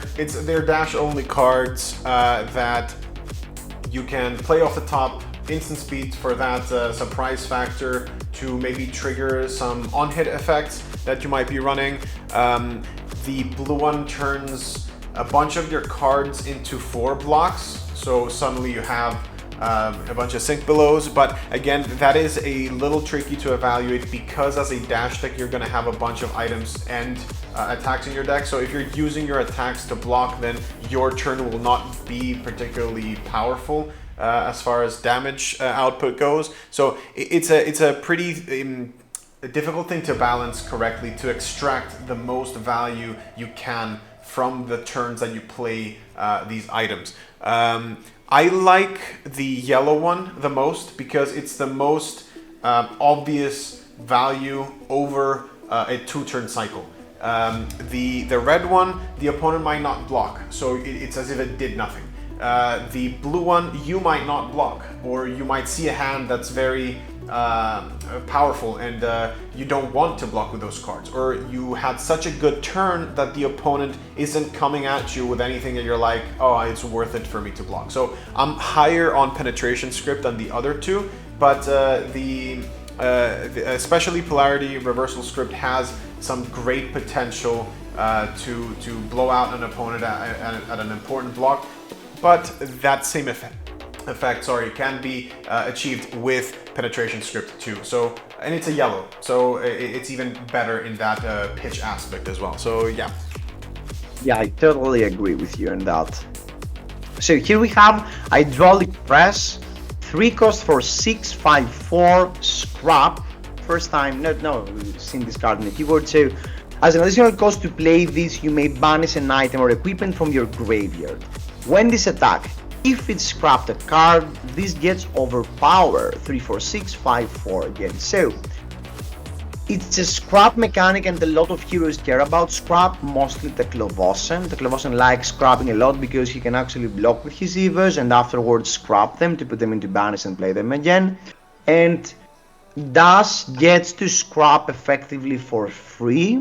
So Hydraulic Press 3/4/6 overpower is a great card because evasion is relevant on this format that we feel might be fatiguey and might get slow, and chipping, getting free damage is always super relevant. I don't think I love the yellow and blue ones. I don't really care about the effect. I'm super excited about the red one. I'm going to pick Hydraulic Press a lot because it's also useful in every single heroes if there is no other clear sign of a card. It's a card that allows you to stay open, so it's a slam dunk B-, the red one, and the other two C, you will put them in your deck. Not super excited, nothing to worry about. Yeah, I want to briefly mention Overpower a little bit because it might not be very relevant for Constructed, but for limited purposes, and especially this set, we don't have any reactions to block with. Obviously, items can't block. And the only cards that you can use to double block these are actually the block cards. You cannot even use equipment, or the Evos rather, to block with this because the Evos themselves, at least the ones that have a block value, are action cards. So not even once those are played and in play and act as equipment, you can't block an overpower card with them. So this type of evasion is it's guaranteed. It's kind of like having Dominate on a card. So yeah, I'm quite interested in first picking red Hydraulic Press 2. It's one of those cards that would be fine in any hero and can close out games, can fuel that Teklovasin engine in the early game. It's a great card. The rest of them, the evasion doesn't really matter because their power is a bit lower. But yeah, red Hydraulic Press, good card. So we move on to Ratchet Up. A 1 cost for 5/4/2 with Galvanize. I remind Galvanize, when this defends, you may destroy an item you control. If you do, it gets +2. If an item you control has been destroyed this turn, action card, get -1 while defending card. So, I like the red one, 1 for 5. It's sometimes easy to trigger if you are an item smatter deck, DAS or Max, mostly DAS I'd say. You're always happy to pick the red or the blue one. The yellow not so much. The effect sometimes can get ignored even if you trigger the effect, because the opponent, as you just said, might just not block, or might have some other ways to block, not some actions like a block or something. So I like the red one, the other twos not so much. I'm happy to play this card. C plus on ratchet up, C minus on the yellow, C on the blue. Yeah, Move on. yeah. Decent card. Yeah, it's a dash card. I wouldn't be happy to run it anywhere else. But it's one of the good cards in your deck. Not crazy good, but it's fine. So we have Scrap Hopper. It's a zero cost scrap card with 3/2/1. When this attacks, if it's scrapped a card, create a Quicken token. So obviously, again, it's great on the Scrap Matters decks like Taklovosen or Das maybe. But the Quicken token here is pretty relevant. Not many ways to gain Go again in this set, apart from boosting. So the red Scrap Hopper, or even the other ones, getting a Quicken token for next turn and maybe attacking twice, or even with Das attacking twice with your weapon, because you've banked all these steam counters and you don't have the action points to spend them, so you get a Quicken token. Great card. I would not pick it really high, but I'm always happy to see this card if it checks a lot of boxes, and I love that. Not good in Max, great in the other two heroes. What about you, Nick? Yeah, the fact that it's a zero cost makes this a card that you're fine to just maybe block out, play this, get your Quicken token, maybe arsenal something, and then set up for a bigger next turn with that Quicken token that can get multiple shots maybe out of a Dash's pistol, or Teklo can play keep a 4-card hand, let's say, and it's pitch 3, attack with this 6 attack, and then pitch another 3 for some other big effect. So yeah, this is a great card for setup. I personally like the blue a little bit more for those turns that are I'm keeping a single card, I'm playing this, getting my Quicken token, setting up for next turn, because the other two, they still achieve the same effect, but they don't pitch for blue if you need the resources, and the damage output that they have isn't very impressive. 2 or 3 versus a 1. It's kind of whatever damage. Yeah, I'm liking the blue a little bit more than the rest. So soup up, 0 cost for 4/3, 2 power, galvanize. If an item you control has been destroyed this turn, this gets Gergen. I love the red one, I love the blue one for all the same reasons. Yellow is strictly weaker, great in Das, great in Max a lot of times, not so great in Teklovosen. That's it pretty much. Your bread and butter in Das, be happy, pick your red soup ups and win games. Yeah. It's the 0 to 60 of the set for the heroes that are going to be playing it, and yeah, in Max it might be a little trickier to use because you would need to boost first to have a Max driver get destroyed, perhaps because you won't have that many items. But in Dash, you might have an easier time having an item fall off. But good for both heroes, especially the red one. The other ones are a bit fillerish, and yeah, I'd be happy with the red one. The others maybe fill up some slots. So let's get into the big bike now. Torque tuned. 2 cost for 6/5/4 galvanize. If an item you control has been destroyed this turn, this gets overpowered. I love overpowered for all the reasons you've described so far in this set. So 2 for 6 overpowered if an item has been destroyed is a great finisher for Max, and it's a great effect and pretty easy to trigger for a dash. Even allows you with the one floating resource to put a trick maybe into play, maybe force a hit effect because of the overpowered. I love the torque tuned red in dash. The yellow a bit less. Blue, it has galvanized. Blue galvanized cards that sometimes block for 4 in Max and Dash are always decent, but you never want too many of those. Great card. What about you? Yeah, I'm on the same boat. The fact that this has overpower it's basically hydraulic press, but for the item heroes. Teklovosen would love to use this with a Teklo lever, with Go Again, and then into this, but having items be destroyed in Teklo is going to be a difficult proposition. So for the other two heroes, it's pretty great. The red one is a great rate, great combat chain ender, and it can force some on hits through for dash specifically. So yeah, great card. Yeah, I think I'm happy with all three colors. Obviously happier with the reds and the blues, but I would be fine to have any of these in my deck because of those breakpoints. So, and we move on to Cognition Field, the first mechanologist block card we see so far. So, it has Galvanize and it blocks for 3, 2, and 1. So, effectively you can use this card to block for 3 and maybe trigger Galvanize up to 5. I'm not so excited about Cognition Field. We've seen a lot of cards with Overpower, and blocking Overpower is actually pretty relevant, and blocking with a single card 5 has to be decent. I don't like yellow and blue. I don't think I would almost ever put them into my deck, the yellow and blue Cognition Fields, but with red one, if I'm a dust deck, if I do not have any other galvanized cards in a max deck, maybe I might pick this if I have a good overall, but I would not prioritize this card like ever. It's a defensive card on the aggressive hero, and does maybe a bit better. What about you?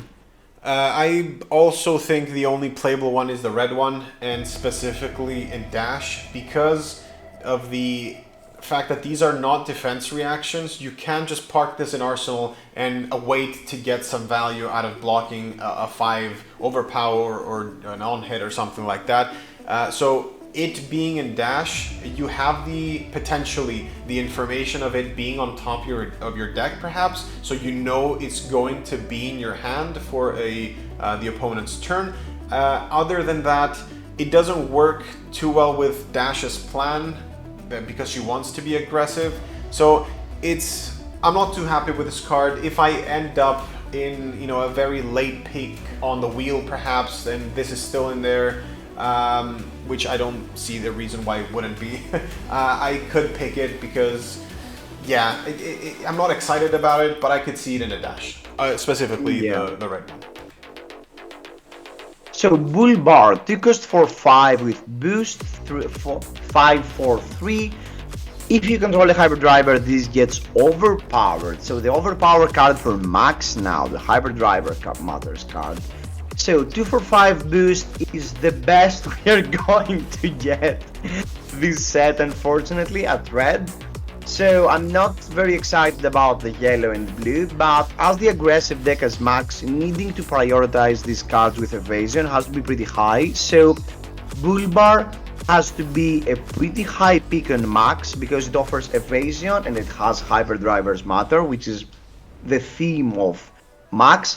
I'm not so excited about yellow and blue, but I will probably pick some 2 for 5 boosts in all of my decks if I have no other good options. So C+ on Bull Bar, not so great on the other two. What about you? Yeah, I don't think there's anything else to say. It is the overpower max card. Red is better than the other ones, and yeah, that's about it. It's a good card. Pick it for max. So, Spring Elite, 2 cost for 5, again for 3. When this hits, remove all themed counters from an equipment, item, or weapon they control. Finally, we get some hit effects. Okay, the first ever great hit effects for Mechanologist. So, this card is great. It's really great. I mean, even Teklovosen has a few uses, even Teklovosen has a few cards that actually care about the Steam counters, so that's pretty relevant. But most of the time, most of your opponents will need to block that. And the red one, it's 2 for 5, great stats, either way. The yellow one is still a breaking point. I love this card. The blue card is a 2 block, it's a 2 cost, 3 power, 3 block boost card, but it's not as great as the other two. I really like Spring Elite. I don't think I will be passing Spring Elite a lot because of how well boost, a few copies of boost work in most of the heroes in Bright Lights. What about you, Nick?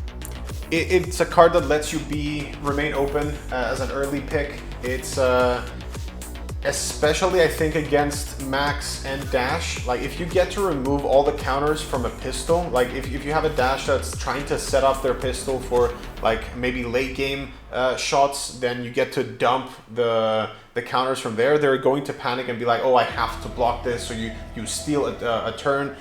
With max, you get to destroy a hyperdriver that they have on board. If it's a red one, that's an insane value. So red and yellow, because of that breakpoint, I would be happy to, if that's my first pick in a pack, that's fine. It's great to run in any of the three heroes. Just slam it down. The blue one is okay. We have some pumps in the set, but it's not a high priority to pick early. But yeah, red and yellow, good stuff.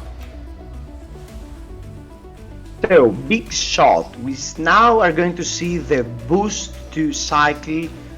The first one is 3 for 6, 3 block. If you boost it 2 or more times this turn, this gets +2. Slam dunk for max. Every single one of them. I mean, it's a 6 power card that wants you to boost twice. Which deck wants to boost a lot? Max.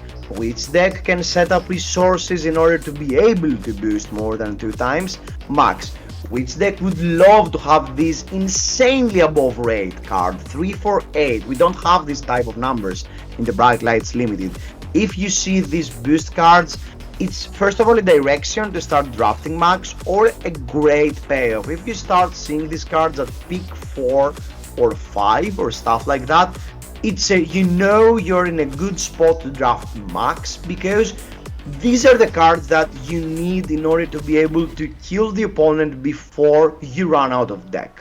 Slam dunk and max, do not ever put these cards in the other 2 heroes. Not so great, decent stats, but probably better options, but insane cards in max. Yeah, burn rubber is the same thing. We are 1 point of damage less than big shot, but we have the effect that this can't be blocked by equipment. This can be a great late game effect, but again, the effect is kind of marginal. This is a payoff for max. You're still happy to run this. And the one that perhaps I would rate slightly higher is smash and grab, specifically versus another max or a dash, because if you get to steal an item, it's that same value that we talked about with heist before. They're going to not want to let you do that. They will not want to let you pick one of their hyperdrivers for next turn, because if you are max and you steal a hyperdriver and you're already maintaining one, your next turn is going to be all that more powerful. So for me, smash and grab is a tiny bit higher than the rest, and yeah, they're all great rare payoffs for that boosting strategy. So gigawatt, we have it, here it is. Uncursed Mechanologist non-attack action, the first of its kind we've seen so far. Your next Mechanologist attack this turn gains +4, 3, and 2. Go again. So I think Gigachad is one of the cards that are going to wheel the less. I mean, I don't think this card is so great because first of all, it allows you to stay open. The fact that it says attack means that it can be used also on the weapon and also on any type of attack that you might have. So it's the worst in Teklovosen, but still it's pretty good. I mean, still it's pretty great to pay 1, have an extender in a turn where you might get some tempo because the opponent missed a turn, having a way to gain +4, +3, or even, at blue, having a blue that gives you +2 power on any attack. It's super great, allows you to stay open, slam B across the rank. Obviously the red is slightly better and the yellow is slightly worse because the cares of the color pie, but I love this card. What about you, Nick? Yeah, it's you can use it on everything, and the pumps pair really well with the overpower cards. So I would say better with the not Scrap Hopper, the rest of the overpower stuff, because Scrap Hopper specifically costs 3, so that the curve doesn't quite work as well as the other cards do. But in those strategies, if you have a bunch of overpower, you will naturally want to pair those with a bunch of pumps. So that really showcases the limited environment that LSS has crafted with this set. It's not just, oh, I'm max, I'm playing boost, I'm dash, I'm playing items, that sort of thing. You can have more in-depth and varied strategies within that. If you get a few of those overpowers and the pumps, you can really push some great damage that the opponent can really deal with. And this obviously can work with your weapon, so you can pick and choose how to best make use of the card. So, and we have Firewall. When this, it's a block action, it's a block, not block action, that blocks for 4, 3, and 2. When this defense, reveal the top card of your deck. If it's an Evo, put it on the bottom of your deck. Otherwise, no, if it's an Evo, put it on the top of your deck. Otherwise, put it on the bottom. So effectively, you pseudo opt one. If it's an Evo, it stays there. If it's not, it goes to the bottom. I'm not so excited about Firewall. I mean, even on the block cards, I think some others are slightly better. I think only Firewall Red is really playable. The fact that you cannot arsenal the block cards is a huge drawback, and the fact then that Firewall Blue only blocks for 2, I'm not super excited. I'm not super happy to play these cards in my deck. Maybe it's good that they have built-in Evo synergies, because the Clovosen looks like it's going to be the more defensive deck. So maybe in the Clovosen you're happy to run 1 or 2 copies of these cards to slightly play around the overpower mechanic, because you know you will be getting attacked a lot. But the ceiling is pretty low, only to get 1 more value in very specific situations. Firewall Red, barely playable. The other ones, don't put them in your deck. Yeah, we don't know if the opponent is going to even have overpower in their deck. So like the proposition of this getting the value that you wanted to get for you to be like, oh, this card did the thing it was meant to do, is so narrow that like I don't think it's worth to put in your deck and hope that that scenario arises. So yeah, I'm not happy with the block cards. I wish they were a bit better. Maybe their effects were a bit better, or I don't know, something. They're just not doing it for me in limited or constructed or anywhere for now. Hopefully better stuff comes later. Okay, and finally we are entering the commons of the set that are going to be mostly the bread and butter of every single deck, but still there are some really interesting things to talk about. And we kick off the things with Cogworks base head and the Cogworks base suit in general. So Cogworks equipment enter with a steam counter, and they have an once per turn instant that you remove it and you get an effect that's mainly focused around boosting. Every single one of those need you to have boosted this turn in order to activate this effect. So these are minor upgrades to the base equipment you already have access to that have no upgrades, but it's pretty relevant. I think it's decent if you're planning to be a boost deck and that first points towards max. So if you are max and you have your bread and butter as your deck and you want that extra value, that extra resources, or maybe some extra attack or an action point, you might want to pick this card. If you are not that aggressive boost deck, you might still pick them for value, but maybe not so much. So I don't think I would pick Cogworks equipment too high. I think Cogworks equipment are slightly a sign that my seat is open for a boost heavy deck, or that my players to my left or right do not prioritize boosting cards so much. I don't think I would ever pick this card over a good blue or a good red, or even a good role player in my deck. So I'm giving them a C- throughout the whole suit.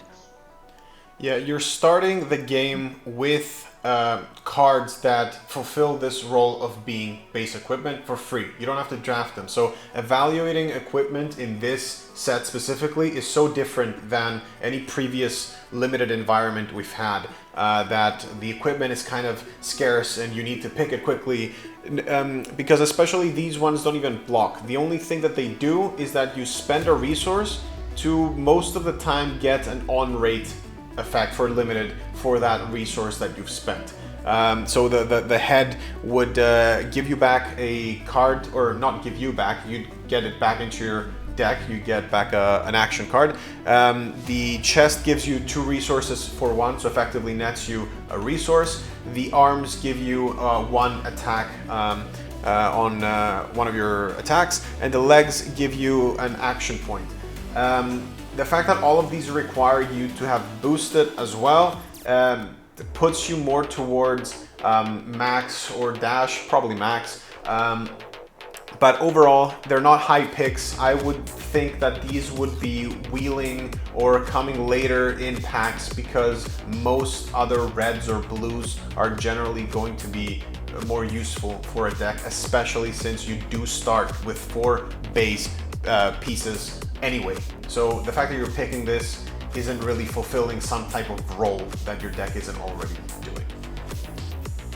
So in here we have the Teklo base head. So they have blade break and they have 1 armor value. That's pretty much the effect of it. So these are slightly better because they are effectively iron rods, because unless you are Teklovosen and you don't really care about losing an equipment, especially if you do not have any Evos in that slot. And even on Teklovosen has the minor upside that he can block with them, then instantly transform into an Evo and get the 1 block value while still transforming and doing some cute little plays that generate a little bit of value. Again, I don't think I would pick them too high, but they are great fillers if you already have your core of the deck running, or you have a decent amount of cards for the core of your deck. They are pretty good, you know, minor upsides, not super required stuff, not close to the power level of other equipment we've seen in other draft sets. Yeah, the only reason I would be happy to pick these is if I'm in a hero that I don't really want any Evos.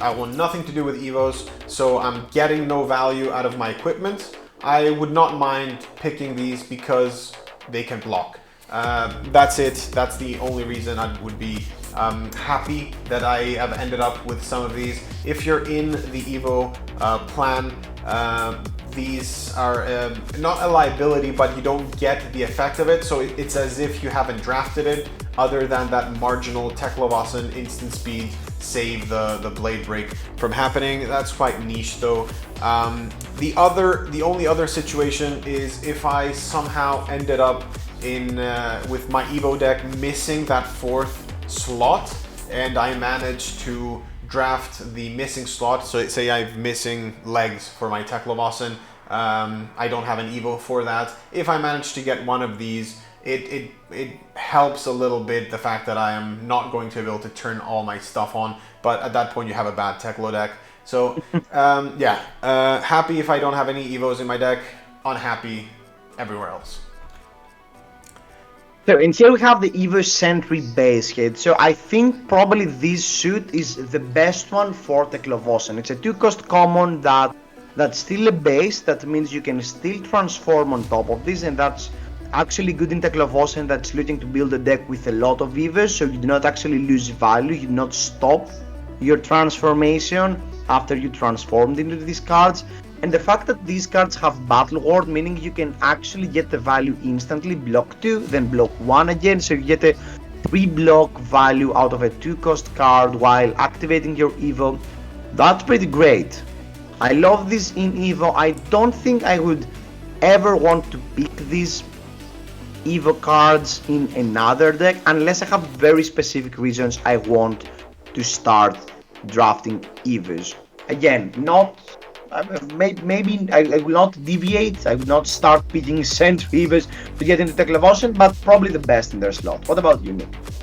Yeah, I agree. I think if I am in Teklovosen, I want not a crazy number of these, but if all the Evos I ended up in my deck with were Sentries, I think I would be extremely happy. Specifically in Teklovosen, you can keep resetting them and keep getting your value that way, and you don't really care about the effects that most of the non-base pieces give you. So I'm happy running them, but not in excess amounts, because they're still reds. They still block for 2 from hand, so it's a bit of a problem there. They also have the good synergy of them costing 2, so you can do some plays with your weapon as well. It fits nicely into that curve. So yeah, Sentry Base set, great for Teklevossen. I would not pick it anywhere else. So, either Data Mine and the yellow action equipment, they all have Blade Break and they all block for 2, they all cost 0. I think this kit is slightly built for DAS.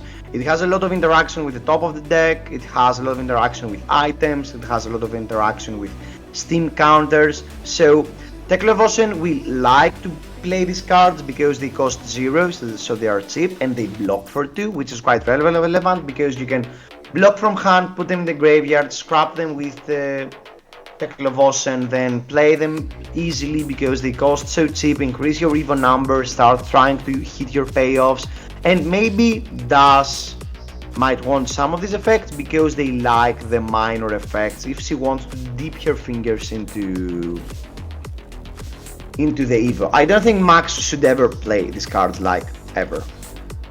Yeah, I also agree. These are more of a dash card. They cost 0, they block for 2. Dash can get some value out of the fact that she starts with 4 pieces of equipment and don't do anything by themselves. The effects themselves are a bit minor, but you can find a place where the effect is useful, and even if you don't, getting that 2 block from your equipment is still going to be fine. They're also okay for if you're building a Teklo deck that wants to be a bit faster in achieving that full suit.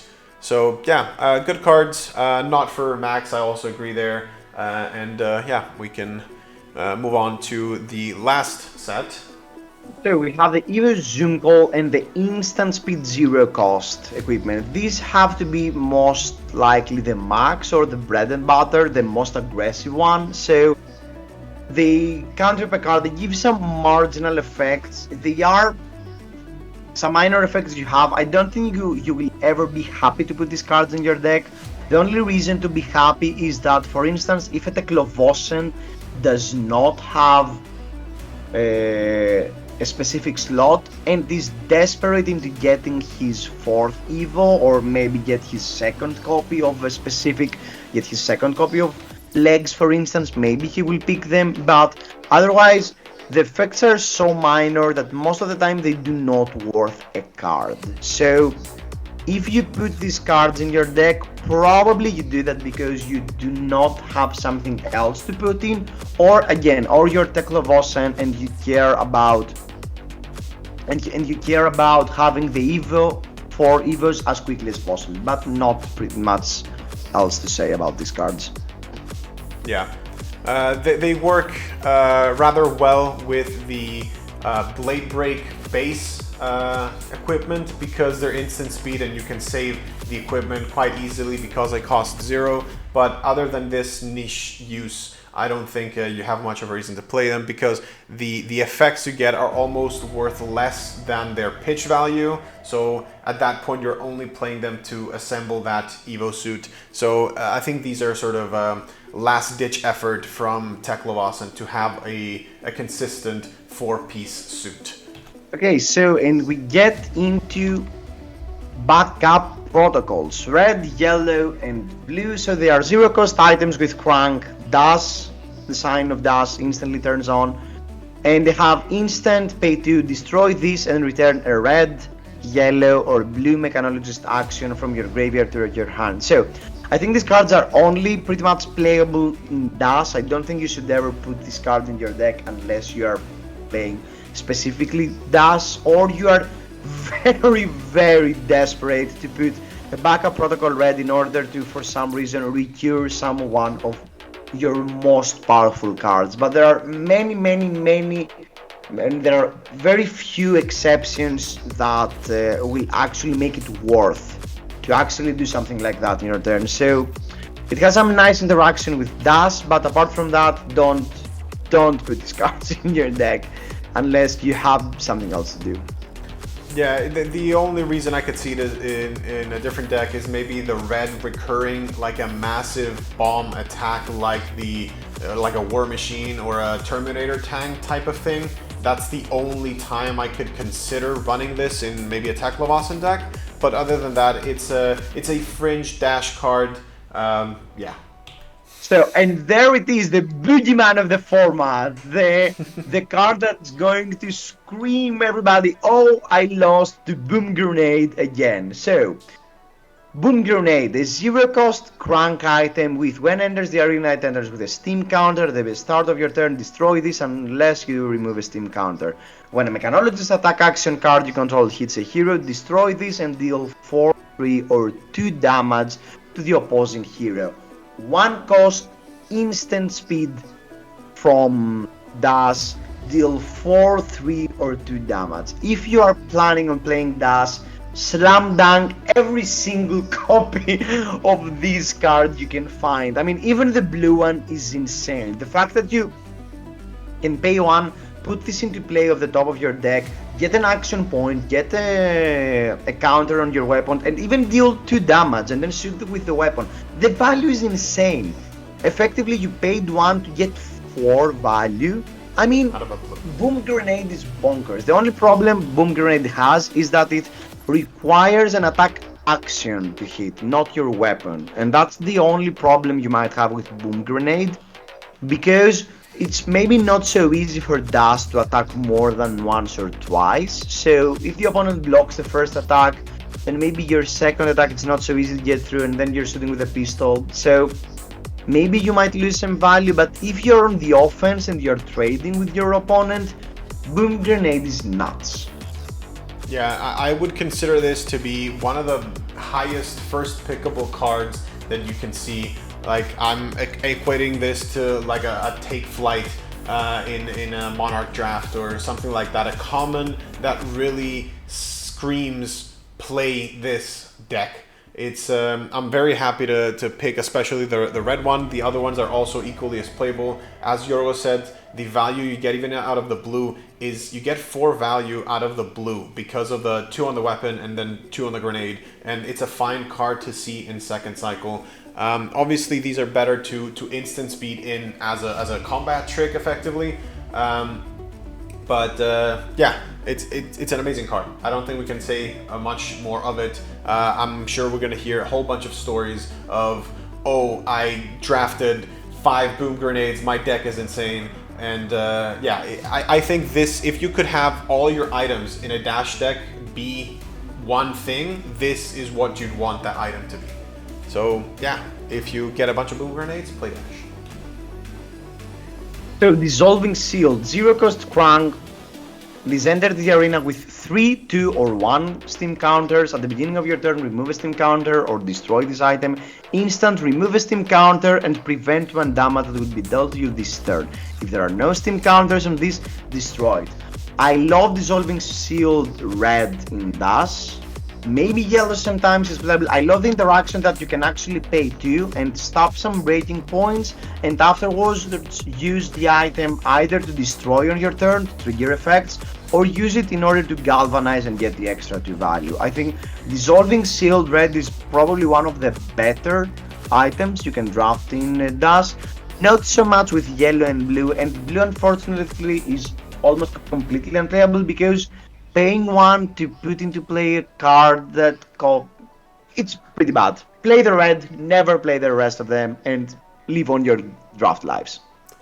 Yeah, I like this as a defensive card in Dash. The effect you can activate the effect of preventing the damage. It can linger, then you can galvanize the card away to get full value, full defensive value out of these cards, or just let it into play for it to be destroyed in your turn and get that destroyed item effect to happen. But again, Dash item. I think the red one, sometimes the yellow one, probably not the blue. And you always get that 2 value out of pistol for having played the item, so that can never be overstated. So Hadron Collider, 1 for crank item with 4, 3, 2 counters. When you boost an attack, destroy this. If you do, the next attack gains plus X, where X the number of steam counters on this. Okay, don't play this card in anything but dash, and only play the red one if you have a boost deck, and move forward. That's the rate, that's the value. Paying 1, get 4 value. It's decent, not great. Move on, you trigger your weapon, go on. Yeah. The best value for this is to play it as the first thing you do during your turn as an instant with dash, and then play your boost card, because if you let this stick into play for a round, the value drops significantly, and you don't get that resource that this costs to play worth of value out of it. So yeah, try to do that for full 4. The yellow and blue, I don't think they're playable. Yeah, let's move on. A mini force field, 1 cost for a crank item with enters with 4, 3, and 2 steam counters, and it has word X, where X is the number of steam counters. So I really love mini force field red because 4 is a decent number. It's a bit annoying that sometimes the opponent might see this because the curve is way better to play during your turn rather than the opponent, and because it's ward, they might open with a smaller attack that might force you into interacting, and maybe you don't want to block maybe a lot of things, and because it's ward, it needs to get destroyed. But if you actually manage to pay 2 resources of the card of the top of your deck and actually get the 4 value out of the red mini force field, it's pretty great. Yellow and blue, don't put them in your deck unless you are very desperate, and move on. Yeah, the only minor bit with mini force field, playing it in the opponent's turn off the top is not the worst. It's you pitch a card to get a ward for effectively, so it's not the most terrible thing you could be doing with that card, especially if maybe there's an on hit that you care about. So yeah, I think it's okay to play at instant speed. Only the red one, the other ones not happy about, don't run them. So we have Overload Script, Megahertz Script, and Autosave Script. It's a 0 cost crank for red, yellow, and blue. The red one reads your Mechanologist attack action cards gain Overpower, your Mechanologist attack cards gain Go Again, and your Mechanologist attack gain when this hits, put it on the bottom of your deck. These are decent bread and pass cards because just paying 1 in order to get a minor upside value and triggering the weapon has to be decent, so they are good off the top of your deck, but you don't really love playing them. So I think Autosave Script I like it the most, and maybe Megahertz Script I like the most. So the yellow and the blues are actually the best one here because they have other uses, while the red is only when you find it off the top of your deck. You don't really like spending a card to only do that. So yeah, put them in your deck if you're dash. Don't put them in your deck if you're anything else, and move on. Yeah, I also like yellow and blue. The overload script isn't that good in dash because I don't think you're going to have very tall attacks that you're going to make use out of that overpower. And surprising the opponent with a megahertz script, so maybe, like, you attack with something, you don't have Go Again, and put this off the top, you gain Go Again without wasting cards out of deck due to boost and stuff like that. And autosave script again helps with that fatigue plan of not running out of cards because you're going to put this back onto the bottom. I think yellow and blue are quite good, and you should probably run at least a copy of them if you have it in your pool or your draft. So Hyperdriver Red is a reprint, a 1 cost, enters the battlefield with 3 steam counters. Once per turn, when you boost a card, remove a steam counter from this and gain 1. So it's great in Max. I think Max is going to pick most of them if he's on the Hyperdriver Matters deck, and maybe sometimes Das can pick it, but mostly I think Max will love this in order to be able to set up bigger turns. If there is no other boost card, I would probably pick this over some weak boost card or some below rate boost card, but that's pretty much it. Yeah, we don't know if this is overprinted or anything like that. We don't have the other colors, but it's pretty good in Max. Maybe Dash gets some uses out of it because it's an item that she gets to play off the top, but generally speaking, the person that's going to get the most out of this is in a max deck. So Infuse Alloy, it's a 0 cost, Galvanize 0 for 4, 3 and 2. Galvanize means you can block for 2. I like Infuse Alloy as red because 0 for 4 is a decent turn cycle sometimes, that sometimes blocks for 4. I'm fine with blue, bread and butter for dash, nothing else to look about. Move on. Yeah, nothing, no other comments. It's fine at red, not very exciting though. So, Infused Titanium, 3, 4, 7, 6, 5, blocks for 2 with Galvanize. Now, I like Infused Titanium slightly more because, as we said, fatigue might be a real problem. So, having a card that's a 2 card 7 that sometimes block 4, even a 2 card 6, has to be pretty decent as a good turn cycle to have that resistance into fatigue. So, I think Infused Titanium red is going to be picked a lot. I think yellow maybe, and the blue one is only going to be picked by maybe Dust, but it's still a pretty good raid card. One of the better cards to include that for filler cards.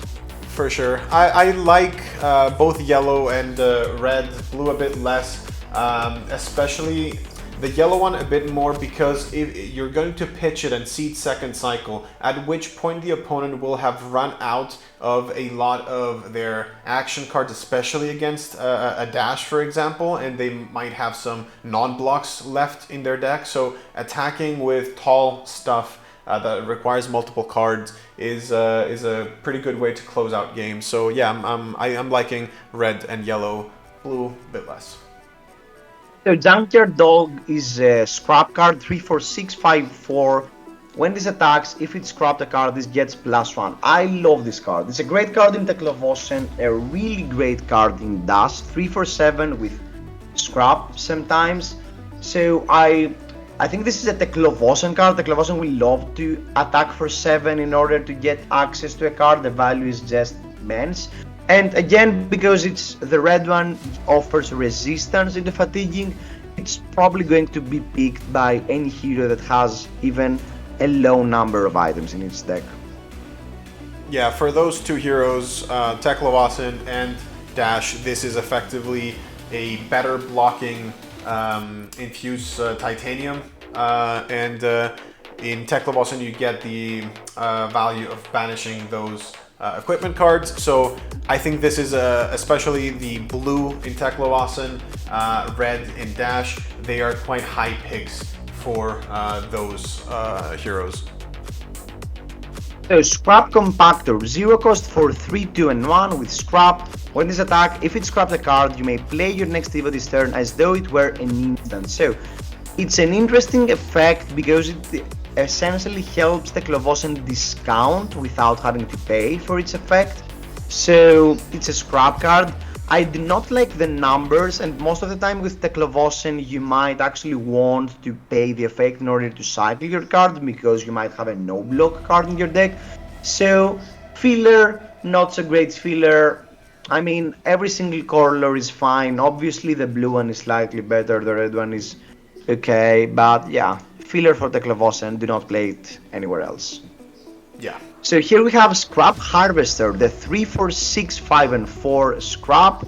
With when this attack, if it's scrapped a card, put a steam counter on an item you control with Crank. So I think this is really great in Dash. Teklovosen might care for the scrap, but probably has better options, and that's the only scrap card I can see Max maybe playing, because actually doing a 3, 4, 6 and scrapping an older hyperdriver or a random item you have in your deck and putting a new steam counter on a hyperdriver might actually be pretty good value. And also the red one offers, again, resistance to fatigue. So I love the red one in Dash and Max, and that's it pretty much.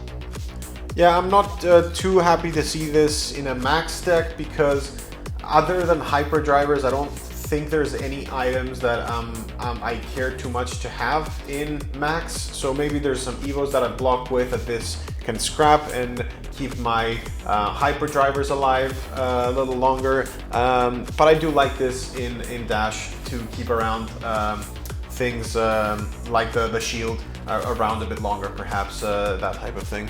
So here we have Scrap Prospector. It's a 0 cost for 3, 2 and 1 that when scraps, it will give you one resource. I find that interesting both in Dash and Teklovosen. With Teklovosen, it might help you smooth out a curve by activating the instant effect while gating the one resource in order to play the card you just scrapped as an instant. And with Dash, sometimes you might do a 0 for 3, get the one resource, with the one resource play the card off the top of your deck because it's a 0 cost items, and you know, keep your thing going while activating this effect. So great card as red in Dash and maybe Teklovosen. Teklovosen will like to see this card, but yeah, don't put too many of these cards in your deck. You actually need damage to kill the opponent though. Yeah, I'm higher for this card in Dash than Teklovosen because the curve doesn't really work in Teklovosen's favor. There's no one cost evos to get out there off of a blue. There's 0s, 3s, and 2s. So the single research you're gonna get from this needs to come from some other source that you still have leftovers. And Teklovosen doesn't have Go Again, so the math doesn't really work for me in Teklovosen, but I do like this in a couple copies in Dash. Again, here we have 0 to 50, the best kind of reprint we ever have on this set. So it's a 0 cost for 3, 2, and 1 with boost. So it's definitely a nitro card, a max card. If you have stuff that you care about boosting, it's cheap, so you can 0 to 50, 0 for 3 boost, trigger hero power, attack with a weapon of a single blue, so you do the 2 card 6, make the hyperdriver, good stuff for max. The blue and the yellow I don't like so much, the numbers are way too low, you need damage to kill the opponent, and boosting, removing even more cards from your deck, so play the red, don't play the rest so much unless you're looking for block or blues. Yeah, decent max, that's it. With all your boost cards, every time you boost, you need to be aware that you're losing 2 cards out of your deck. So if you're losing 2 cards, you might as well get some better rates, or at least some breakpoints to manage to punch through a little bit. This isn't it. I would have this quite low unless you have a whole bunch of the payoffs for boosting a couple of times. So Razzle Dazzle is a 1 cost for 4, 3, and 2 with boost. I love the red, it's a breaking point. I don't like the rest unless you're looking for a blue 3 block, that's it. Max card, move on. Full tilt is the same thing as before. This is a below rate throttle, 2 for 5. I'd be okay to run the red, pretty decent in max. Yellow is kind of okay-ish because of that breakpoint. Blue, not too happy to run it, but it's if you need blues or something like that, it's okay. Yeah, so here we have Gasler 3, 4, 6, 5, and 4 with boost. I like having big numbers because 3, 4, 6 is a good turn cycle without boosting, and if for some reason you got a full tempo because after you were aggressive, the opponent just set it up and you got back your turn with a full hand and arsenal. I love the fact that it gives you the option to extend, but it might see more play because it's anti-fatigue, but mostly, you know, play the red, maybe the blue, don't give too much time in the yellow one, and move on. Yeah, overall, these cards are basically costed in a way that treats hyperdrivers as something that will permanently exist in Max's side of the board. So effectively, you would boost and get refunded that resource, and we're going to see with some later cards that that's why those costs are up there. But yeah, the red Gas Guzzler is good for damage. It's the effective 2 card 6 that other classes get, but with the max treatment of having boost. So Crankshaft is a 2 for 5, 4, and 3 with boost. When this is banned from boosting, put a steam counter on hyperdriver you control. So I love this card in max. I think I love Crankshaft blue. I think I will prioritize as a max. If every single of my blue cards could be Crankshaft and Bertha, I would love for that to be the case. I like the 2 for 5 on the aggressive side. I like the numbers. I mean, it's pretty close to what things you can do. I don't like the yellow so much, so good bread and butter for max. Don't put it in anything else. Same with Big Bertha. It's a 3, 6, 5, and 4 with boost. When it's boosted, you can put a steam counter with on a hybrid driver you control. So I love the blue for the same reason. A blue 3-block that when boosted gives me something I love the value, and a 3-4-6 while I choose if I want to boost or not. I love these numbers because they help me a lot with anti-fatigue if the game goes down that way. But the problem with that on max is that it's way harder to do your value stuff. Your boost matters when you have 3 cost cards. So if you are planning on boosting more than once in a turn, don't put too many expensive boost cards in your max deck. That's it. Yeah, and if you wanted any type of proof that the other cards that we've seen before, like Gas Guzzler, are filler cards, Big Bertha is Gas Guzzler but has an effect. So prioritize these effects if you can over the vanilla damage stuff. So in here we have Jumpstart. It's a 2-4-5-4-3. If you control a hyperdriver, it becomes a 1-5-4-3. I think Jumpstart is probably the best boost card for max. You pitch a blue, you play Jumpstart red, you do 1-4-5, you trigger the hyperdriver, you get your resource back, and afterwards you activate the hero power of max, get a new hyperdriver, crank and attack with a weapon. And you did a 2-card 8, which is insane in this limited format, that also maintained your hyperdriver for a new turn. Jumpstart red, the best boost card for max. Go on. While also threatening an on-hit with Banksy as well. So it's a 2-card 8 with a relevant on-hit. So this is probably one of your best offensive cards in Banks. You should prioritize the reds. Even the yellows are kind of fine. Yeah, just Jumpstart, good card. So rev up, it's a 3, 4, 6, 5, and 4 with the same line of text. If you control a hyperdriver, this costs 1 less. Again, rev up is a throttle for max.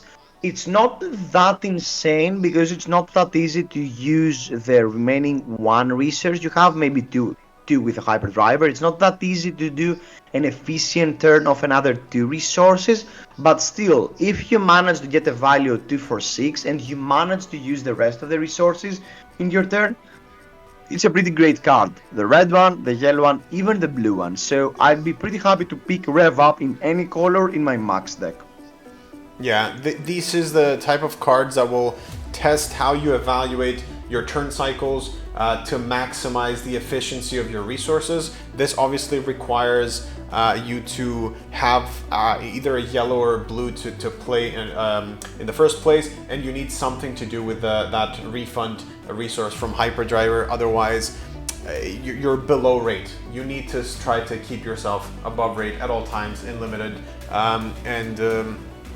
yeah, this is a great example of that. So Data Link is a 0 cost for 3, 2, 1 and boost. When this hits, opt 1. So if you're looking for cheap red boost, pick Data Link. If you're looking for a blue 3-block, pick blue Data Link. Don't put this card in for any other reason in your deck. No. So drive through data 1, 4, 4, 3 and 2 boost. When this hits, opt 1, opt 1, opt 1. So again, if you're looking for a blue 3-block, blue data dive through data is great. Now the red one is slightly better than the last cycle because it's a hit effect and max might care for the hit effect. This one is always great. Das might care for the opt one. It's always great to cycle through the top card of your deck, and it's a cheap, efficient boost card that might help Max do his thing. So great card. That's it. Rocket 0 for 3, 2 and 1. If an item or equipment is banned from boosting this gets +1. So again, blue 3-block. Let's not keep repeating ourselves. If you like that, it's always fine. Now the red one, it looks like it has some slight synergy. Does, because if you know the top card of your deck is an item, you might want to boost that. But if you know the top card of your deck is an item, why don't you play it? I don't know. Maybe it's a bad item and you want to get rid of this. So It's slightly better than the other 043s, but you cannot put too many 043 boost cards in your deck. And I mean, so the upsides are really minor.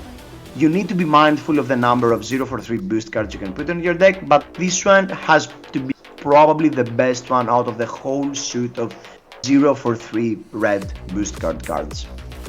Yeah, the fringe uses for dash to maybe she's already played an item and there's still an item on top and she doesn't want to draw it for next turn, so she plays this to clear it and get some value that way. There's some fringe uses, but again, it's not something that you're going to be like falling over yourself trying to, oh, I need to pick this card. It's not that important. So Dumpster Dive, 1, 4, 4, 3, and 2. If an item or equipment was banned from boosting this gets +1. So 1, 4, 4 again are slightly better numbers for max, and the blue one is a blue, and this all the synergies you've just explained for dust. Let's move forward.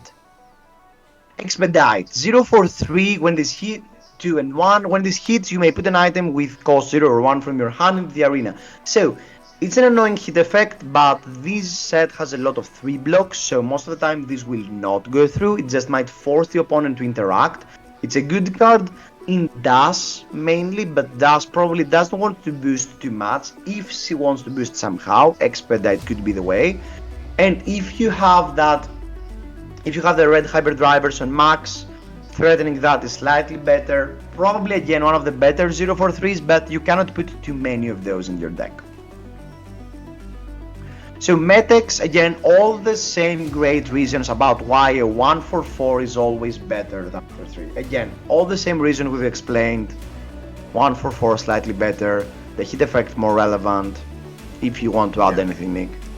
It's the red one. The rest is not incredible. I like this a bit more than the rest of the 144s because the effect can be so powerful in Dash. It makes the opponent really have to think if they care or if they're going to respect the chance that you have an item in hand. Because if you do have an item in hand, it's quite bad for them for you to get it in for free. So I'm liking Red Medex. It's one of the better filler cards you're gonna have in your Dash deck, and that's about it. So and here we have Outpace, 144, 3 block, can't be defended by equipment. Minor upside into Teklovosen. You will probably pick this card for the stats if you want 144 boost. That's it pretty much. Yeah, this goes with Lay Waste as well. The stats on this are a bit better as well. These are obviously better than the cards that we've seen before, the below rate zipper hits and 0 to 6s and all that stuff. These have an effect, whereas those don't. So try to have more of these if you must in your deck. So Fender Bender is a 144 again, my favorite numbers with boost. This gets +X, where X the number of equipment defending it. So most of the time, again, this will force the opponent to not use equipment to block this. There are not many realistic ways that you can force the opponent to block with equipment for this to actually get the effect. So most of the time, this will just be a 144 boost. If you're happy with that, play that. If you're not, ignore this card.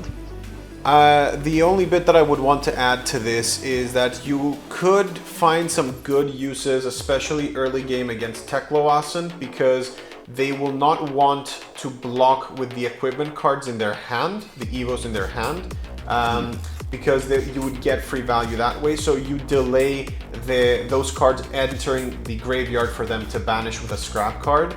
And if they choose to block with non-Evo cards from their hand, that means that they're stuck with Evo cards in their hand, so that means that they waste a turn without putting anything offensive out there. So there are some niche uses against Teklovasen specifically, especially in the early game. That's a really great note. If the guy you do not like in the drafts Teklovasen, pick this card highly.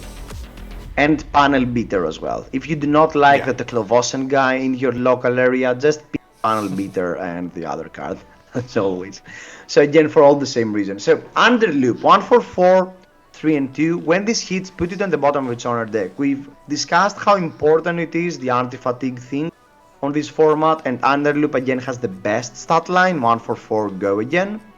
So I'm pretty excited about this card. It's probably even slightly one of the better 1/4/4s that you can get your hands into, but other than that, most of the time its effect will not be relevant if your deck is not good enough to compete. Yeah. The Overloop 2 4 5 4 and 3, that's even better for the anti-fatigue stuff because you're actually doing a 2 4 5 most of the time, forcing the opponent to block with 2 cards and not sitting you out with equipment or 2 blocks or galvanized stuff. So great anti-fatigue card. Do not overpick Overloop if you do not have the stats in order to maintain the late game, but if you can afford to pick a 2 for 5 with a minor hit effect, it could be pretty decent. Yep. And you finally have Gas Up, another non-attack action. The next one costs for +4, 3 and 2. The next attack you boost this turn gains +4. You may put a hyperdriver from your banished zone into the arena. So if you're max and have a bunch of hyperdrivers and you actually banish one of them while boosting, you get it back with Gas Up. The value is insane, no matter the color. No matter the color of the Gas Up, because we only get red hyperdrivers. So if you put a red hyperdriver, even giving +2 to your next attack, the value is immense. So I think this is slightly a draft around card, but that you need to first have the hyperdrivers and afterwards try to find copies of this card. Do not try to do it the other way around, because putting a card that's 1 for +4 for a boost card specifically is pretty limited on what kind of uses it has. Do you want to add anything, Nick? To this card, you can banish the hyperdrivers either by boosting or by scrapping them. Generally, in a max deck, you'd want to be boosting, so that's kind of random when you get to boost a hyperdriver.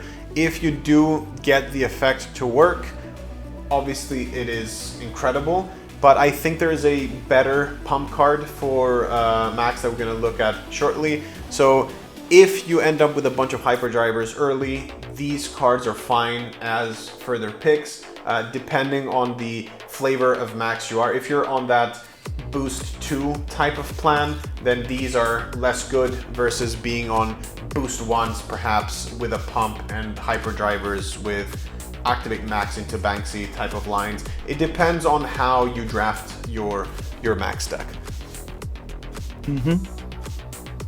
So in here we have Quick Fire, a 2 cost for +4, 3 and 2, but costs 1 less for each hyperdriver you control. So most of the time this will be a 1 cost for +4, and sometimes that might get a 0 cost for +4, but I think that's pretty unlikely, to be honest. I'm not super excited by this card. The only thing that this card does is that it allows you to extend an aggressive turn as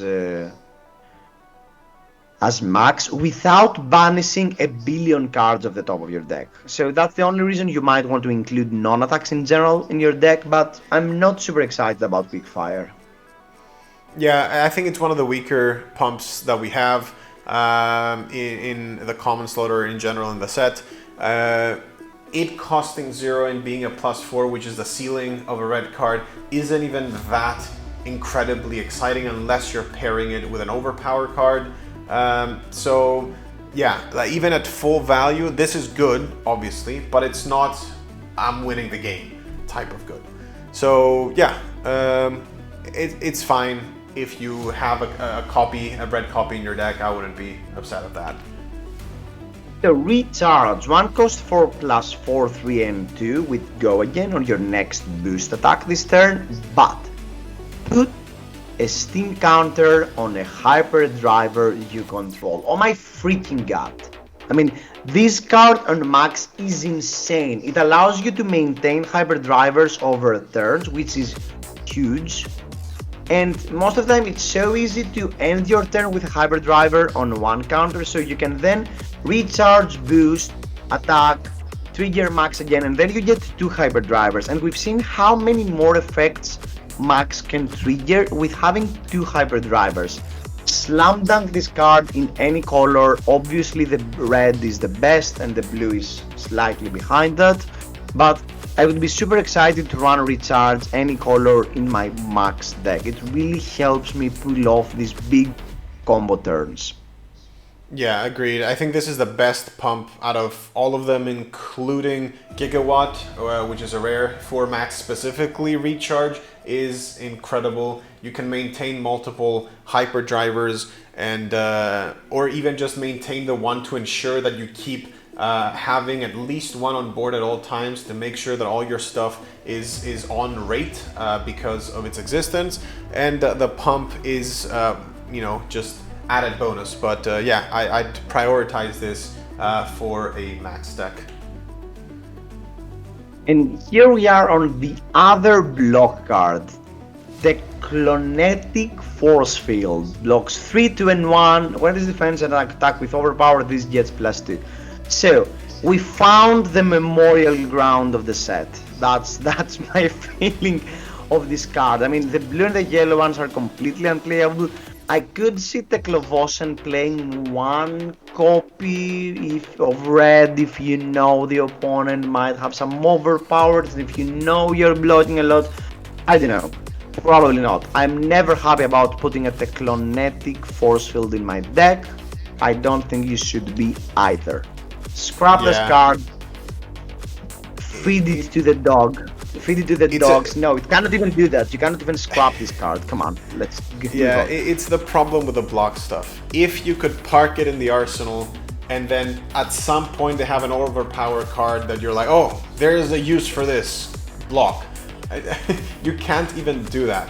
And even if you do block an overpower card, most of them attack for 6, so you can't even block it fully with the red one of these. So I don't know why this card exists. I don't like block cards still. They need something more. They need to be better. Since so far all the stuff we've seen is below rate in comparison to defense reactions.